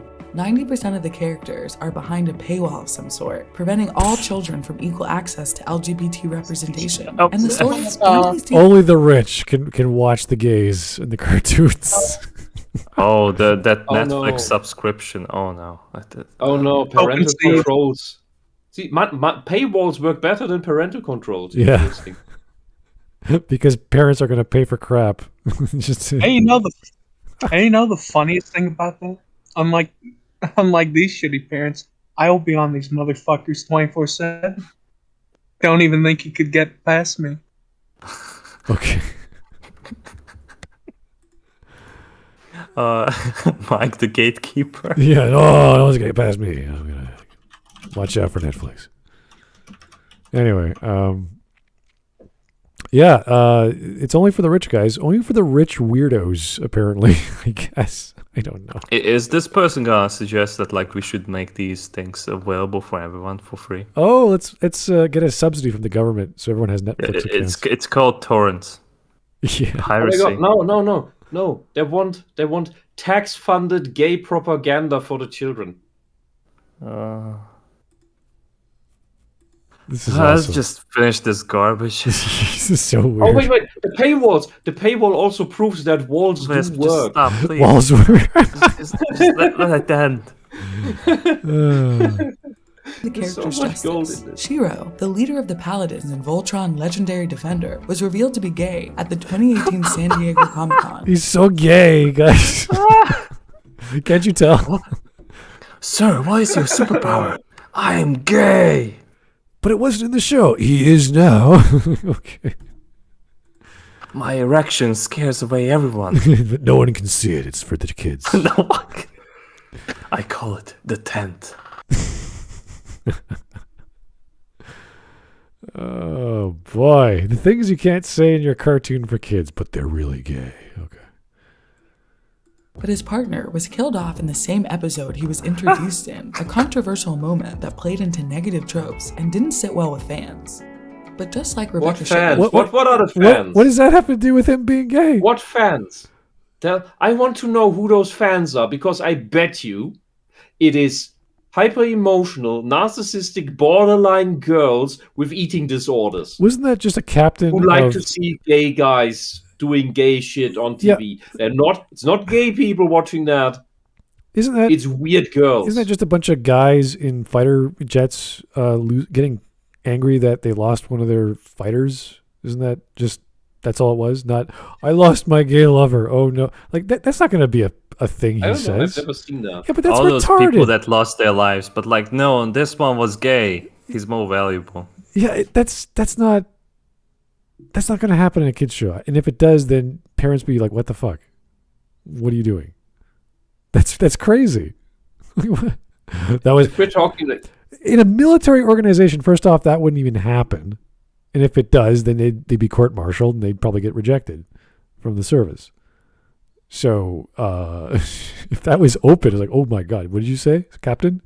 You're having... If we look at it from the utilitarian perspective of the military, losing the gay guy is a lesser problem because he won't have children anyway to make new soldiers. Yeah, I'm quite sure fraternization, there are rules, unless this is some weird future alien planet where the rules don't exist for whatever reason. That would be kind of strange. But okay, yeah, the gay lover guy died and the kids were sad, I'm sure. Yeah, because they were gay. Push the boundaries in the past, a new generation of animators is raising the bar for the future. What I hope for in the future is that more and more marginalized artists are going to be in a position to make the art that they want to make and to... Nothing's stopping you. How have you been marginalized when one of the top animators for Disney was gay? Openly. Get a job. How are you marginalized? Get a job doing what you love, and on the side, do your own animations. Nothing is stopping you from opening up your own YouTube channel and putting your animations there and making money. Yeah. These people just want to push it onto the mainstream. Yeah, because they want all the attention and adoration for it. They can't, because if they just made it for themselves. Yeah, I don't know to enjoy and put it out there, they wouldn't even get a sliver of the tiny audience they get when they push it onto the mainstream. I don't know what a gay YouTube animation would be for kids, and I don't want to know. But if you think you can make that work, I'd love to see it. Because that sounds bizarre to me. And if you are a pedophile, or if you are just a guy who wants to sexualize some poses or whatever, great. Let's see it. Let's see how good your artwork is. And if it's creepy, you'll know. Everyone will tell you. Yeah, and you will have a very niche audience. Thankfully, there are animators on YouTube that do very well, and they aren't hypersexualizing anything. Yeah, and I forgot the name again. The guy who did all the amazing pixel art for Metal Slug. He has a blog where he still does absolutely amazing, batshit insane pixel art. That is just he just does it because he enjoys it. Yeah. And once in a while, someone buys it. Like he made a Simpsons intro once with these psychedelic, super long images that are the super long GIFs. It's bloody amazing stuff. Like if you like pixel art, check that out. I just don't remember the guy's name. But if you look up Metal Slug, the Metal Slug games, you'll find his name. Okay, 20 seconds. To reach people with that art who can relate to it. Their rings don't even look the same. It's over. Those are survived. Those are not marriage rings. They don't even look the same. What the fuck? All right, let's see if we got any stream memes to go through. This was horrible. I liked it. This is watched by millions of people. That is scary. That is absolutely scary. Alrighty. Stream memes. Mark 3D is the Mozart with shades. Well, I guess so. I guess, yeah. I don't know. It's quite a title there. I identify as gay. That's not how it works.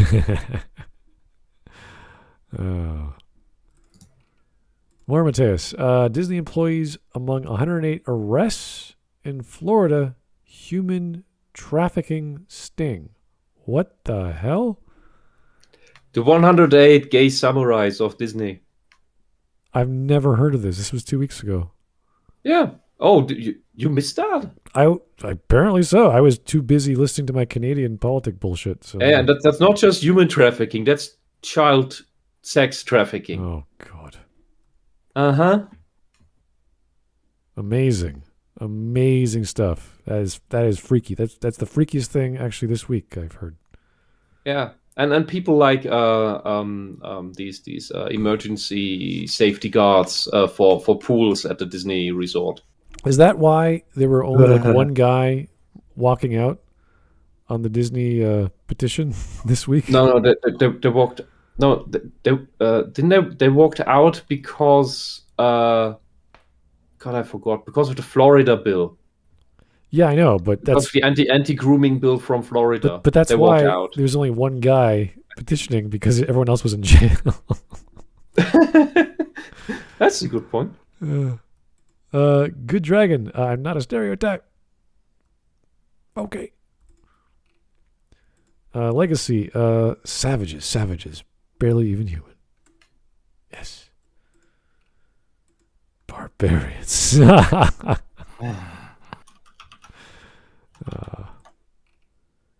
The queer-coded villain wants to genocide the Iroquois. Aww. Because he has long hair. Okay. And violet suit. Oh, yeah, I remember this. It's concrete. Bashful. Super agile, but not as strong as she looks, so she's black. All right. As a wicked shoe collection. Can't read. Oh, so stereotypical black girl, I guess. I don't know. Yeah, but the same people who love this are complaining about Fleischer animation. Now, does she have? Hey, Fleischer looks better. Does she have 3 gems on her chest, or what is going on? Okay. Does that make it? Yes, and apparently she has no brain. There's no space for a brain in that monkey head. Don't they all just have 1 gem? That really looks like a monkey. Well, I mean, they did turn into gorilla in one. I thought they each have 1 gem, not 3. So maybe there's something special about her. I don't know. And she can't read. Yeah. She's a dumb black woman. Obsessed with shoes. Me when I see Rebecca Sugar. I would point and look at her name, not because I know who she is, though. It's just if you look at this, like this is a really bad sketch. The quality of that drawing, I don't know. Yeah, well, that's Why her art would you style. give someone like that a show? She was influenced by the classics. She wanted to be just like them, but she couldn't frickin' draw. What an amazing talent. Sugar is bisexual, non-binary, and gender queer. Get the fuck out of here. How can you be all those things three things at once? Is that possible? No, technically. No. This means she's probably histrionic. What does gender queer mean when you're non-binary? Nobody knows. It's just it's probably her wearing weird clothes. Yeah. Using both she, her, and they, them pronouns, Sugar's queerness has served as the inspiration for her to stress the importance of LGBT representation in art, especially in children's entertainment. You know what? If she wasn't queer, what would give her the reason to be talking about LGBT whatever? Like, what would be the point? Attention-seeking fetishes. That's what she is. If you take away these elements, what's the psychological reasoning behind all this? You want attention. Not because you want to promote your show, because your show's done, or you want to, I don't know, put more gay characters in art. It's because I want to be the voice of the LGBTQ elemental B. I feel bad that her people, their grandparents survived so much horror just so they could have this thing be born to the world, where causing even more utter chaos. Confusion and suffering. Yeah. What a goddamn shame. Mr. Shapiro, you have milk in your refrigerator, but I see no cows in your field. Are you hiding Abigail Shapiro under the floorboards? Are you not? I don't think you could. There would definitely be bumps. Okay. What does this have anything to do with what we're covering? Nothing. I don't know why that came up. There is no sugar. There's no way sugar's. Yeah, I still think that's a thing. I'm a bigot. I don't give a shit. That sounds retarded.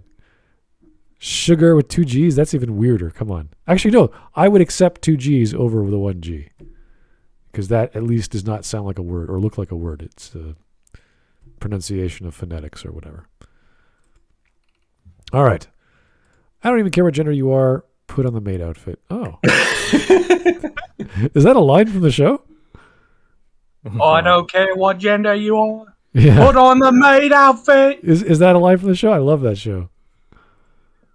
Fantastic. It could be. Was that Johnny Bravo? Next season. No, it's a Clone High. They canceled it, I believe, over the Gandhi clone.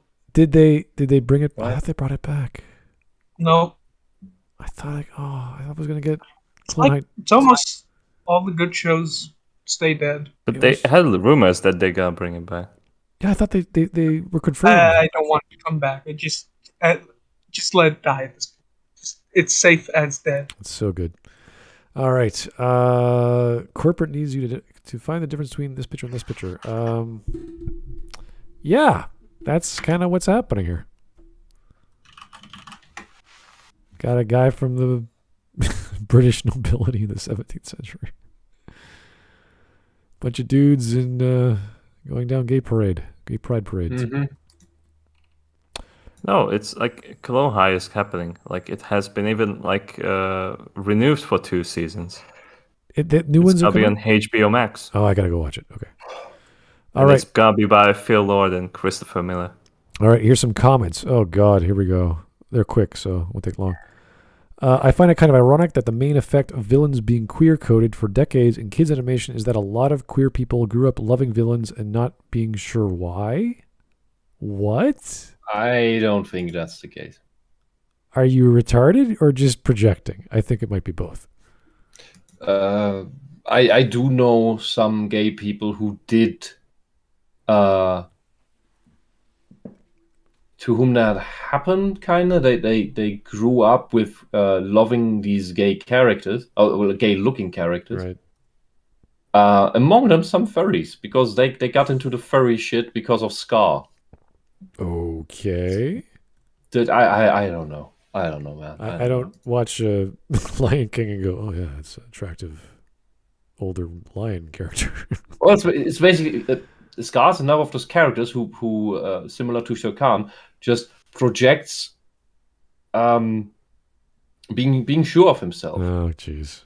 All right. Anyway. I think it's just that. Maybe it's the missing father figure. Here is 6.2 thousand upvotes. If I was a kid watching a show with my parents, no matter the gender, if the characters are kissing, I would cringe a bit.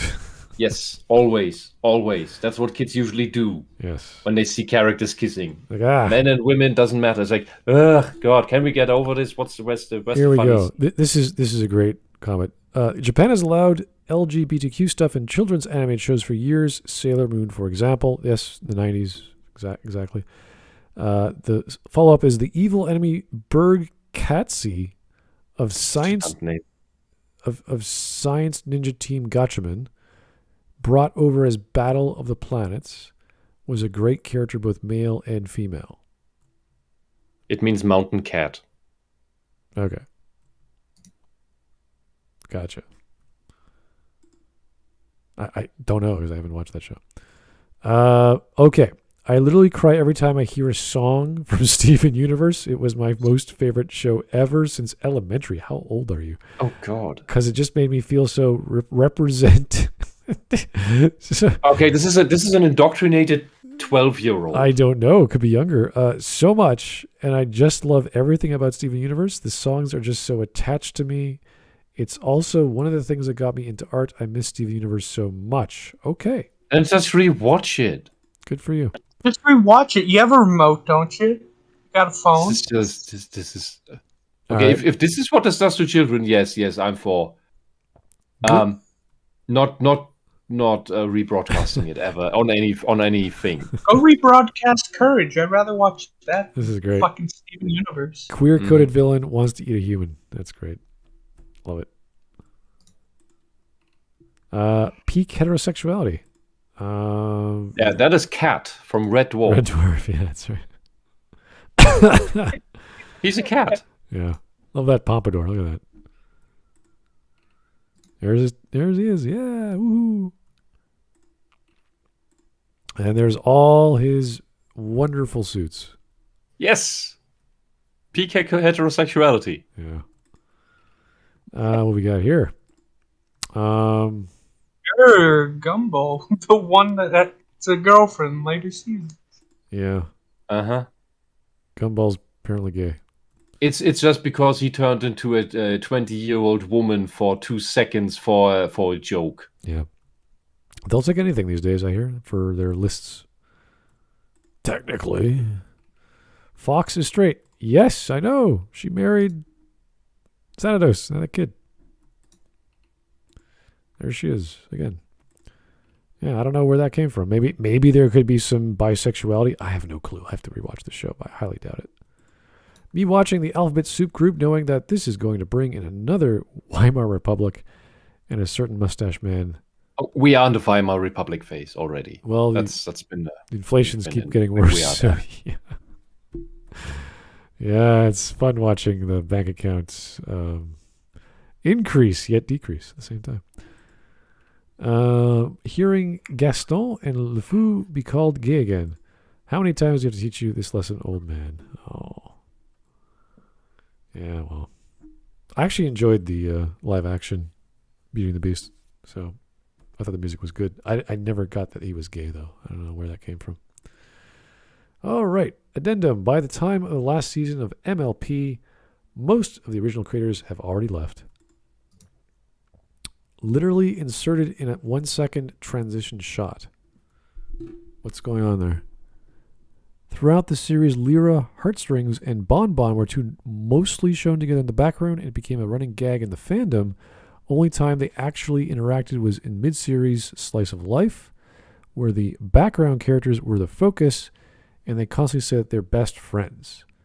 Then in the third to last episode of the series, They decide to make them gay, which destroys the theme of friendship. Yes, that is the. What are they doing in this frame? They just seem to be holding hands or something. Something. Oh no! This is a proposal. What? No. Yeah, the one on the right is doing the kneeling. Really? And probably holding a thing with probably the ring in it or something. How the hell am I supposed to see that? I'm dilated. Makes it even worse. Don't dilate. All right. What the hell? Wisp is joking about Gaston being gay. Oh, Wisp, I was joking about Gaston. Yeah, I know you were joking, but other people weren't. We know that. Matthews, if you write it like that in chat, I am. It's impossible to tell for me. All right. I'm the autism. I'm the autism ghost. This is where they saw the line last week. I wonder if he'll come out, and then literally, I'm gay. I'm going to eat you too. I'm not ashamed to say I like Disney Hercules. Watched since I was a kid. Yeah, people like the show. Not the Greeks. Am I really gonna have to say it for the millionth goddamn time? Oh God. What are you doing with the face? It's amazing. Here's still laughing at the fact Steven Crowder voiced Brain. What? Brain or Brian? Arthur. When he was Brain. Young. Brain. His name is Brain. Okay. That character looks like a psychopath. I know. He looks like a pomme de terre. He looks like a potato. Yes, exactly. Oh, we go. Been updating Lego Smud. Even made a Mauler and Rags with his werewolves. All right. I think that's. Is that Commander Shepard or who is that? I can't tell. Is that Rags? Could be Shepard. No. I know Mauler's on the right. No, Rags is the one on the bottom image. Oh, there he is. Okay. And his wolves. There you go. Rex has wolves now? I don't know. I don't think they're there to be friends. This video nutshell. I diagnose you with gay. I think it's more than that. I think these people are obsessed with representation, and I don't know why. Yes. No, not with representation. They just want to see their fetish everywhere. Well, I think they call that representation. I think the fetish is part of it. If these people went to scat, they would try to put scat everywhere. Yeah, but that's like one of like 5 other factors we're dealing with here. And you can't just label it just as a fetish. There's other crap. Like they identify as this, therefore they have to promote it, and therefore that's the part of what they are. So they're never going to back down. And they get off on it. They get euphoric and ecstatic over it. I know. That's why I think the term fetish is appropriate. Oh yeah, no. I'm not saying it isn't. It's just that's one of many things. That's great. I like that. Because usually in Japanese anime, when people throw up, it's literally rainbow colored. Mm-hmm. I love it. Gender non-conforming baldy blah boy. Blatty blah boy. Blatty blah. Bloody blah boy. It's a guy. They looked really different in the pilot. Oh, really? I don't know if that. I think that is worse. They look more human, at least. They look more like 80s trash. Yeah, well. More. And Steven has lizard eyes. Oh my god, what the Pete's? Oh. It's the end of Ava reference. Is that the end of the show for Steven Universe? No. No, unfortunately, that's not. Is it? That might be hard you have to wait. Yeah. You have to wait for the future series after the end of the not ending. Yeah, that's a bit hard to put 2 and 2 together, I think. Why is his proportions changed again? All right. Congratulations. Oh, no. Yeah, that is not a positive thing. That is... Out of all the shows to reference, at least have it in a parody where it's cut off. Yeah, but you know what it does for the meaning? Well, no. The ending of that show and this show are probably garbage anyway, so who cares? Steven Universe is garbage, but yeah, this means the character, the show hates the character. Ooh. All right. Would it have been funny if they referenced this scene? No, it would not have been funny. That would be a bad idea. Oh, Jesus Right. The start and end of both of those things are very bad. What is going on here? I don't want to know. All right. Spooky hospital with lots of mad doctor, moms, and sexy nurses? What? There's also a sword in there or something. Guests will need to wait until September to find out. This is a Steven Universe? Had a lot of hiatus. Yeah, they had a lot of hiatuses for this, which basically translates to we'll finish the episode when we feel like. Oh, wow. So they were lazy in doing their job. That's amazing. Who saw that coming, huh? LGBT facts. I'm not going to press play because I'm scared of it. Heteronormative. Yeah. I like that one. I like that. Oh, boy. I like that. Okay. Behold, our newest ad campaign. Tasty. Are you sure this will help us sell more burgers? And then burgers? What are you talking about? This is my fetish. This is what I want to see. Mm-hmm. Rest here. You have seen too many gay memes. Oh, wow. That's a lot of memes today. That's too many gaming references for one day. Yeah. Humanity restored. What the Help. Is this the Elden Ring meme or is this the Dark Souls meme with the guy running through the fields and he's getting all these people and they're all dancing together and he keeps running through the fields? And Probably Elden Ring, okay. Ooh, there it is. The zombie. Yeah, that guy still makes pixel art animations, and to this day, and he has a blog, and look for him, and it's mind-blowing stuff. Zombie metal slug, cool stuff. Yeah. So this basically proves that you don't need super hyper realistic 3D stuff. You just need to be good at your pixel art. Lots of the SJW pixel art games are just so. There's another very cool pixel art of I don't know what that is, but holy crap! It's a crab. Yeah, that is a crab. That's a crab boss. Crab boss. And you're running away from him on a ledge. And and it's the big claw is destroying it. What a difference! Season 1. And then she comes back in season 4. Looks normal. What? What a change. Really? She turned younger into an 8-year-old, and they still do this fusion stuff? I don't know what that is. Holy shit! The last one. They don't even bother fixing it too. What is it? Gets more pedophilic. What is instead this? of less. The two moms are fighting or something. I don't know what the fuck is going on. I don't like where this is going. Yeah, we're done. This is no. This is one of the fusion dances. This is a dance. Yeah, this is one of the fusion dance animations.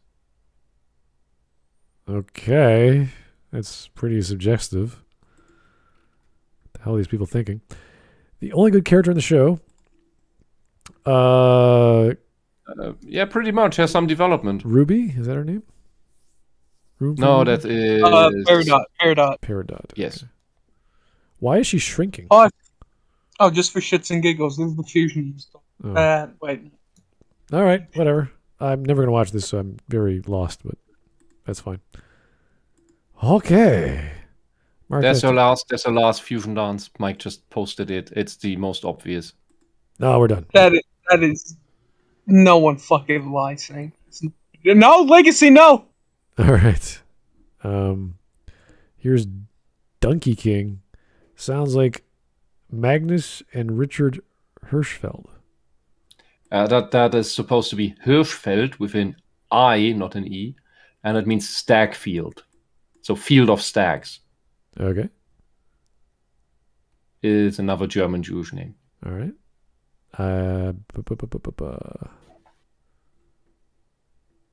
Alrighty. Oh my god, it won't stop. All right. Now I know how you guys feel. All right. Anyway, we're done for the day. Thank you, guys. When Mark goes, I know it's time to go. So thank you so much. It took us a while to get this organized because everyone was busy and I had things to do. And some of us are writing reviews for video games we're going to talk about later. So, yeah, good stuff. thank you, everyone, for tuning in. I actually enjoyed that because it was such a... The presenter actually cared. They actually wanted to talk about this topic, or present it at least, as silly as it was. I don't know. I think it was just the same as with others, that is just citing example without real background. I know. Or without real arguments. I think it's just done less obnoxiously. Yeah, we got a bit peeved about at least I did, about gargoyles. That was silly. And Bugs Bunny and a bunch of others. So, sad stuff. These people are grasping at straws and trying to get the thing they want. They don't know what that is, and they don't know why. Outside of their sexuality getting the better of them. Which is scary stuff. But, hey, that's what happens when you have poor products and mediocre quality art. So, anyway. Thanks, guys. Keep the voting going. It's a new month tomorrow, I believe. So, who knows what we have next on the agenda. Keep the suggestions coming. Keep the voting going. And we'll talk to you real soon. Have yourself a good evening. Bye-bye.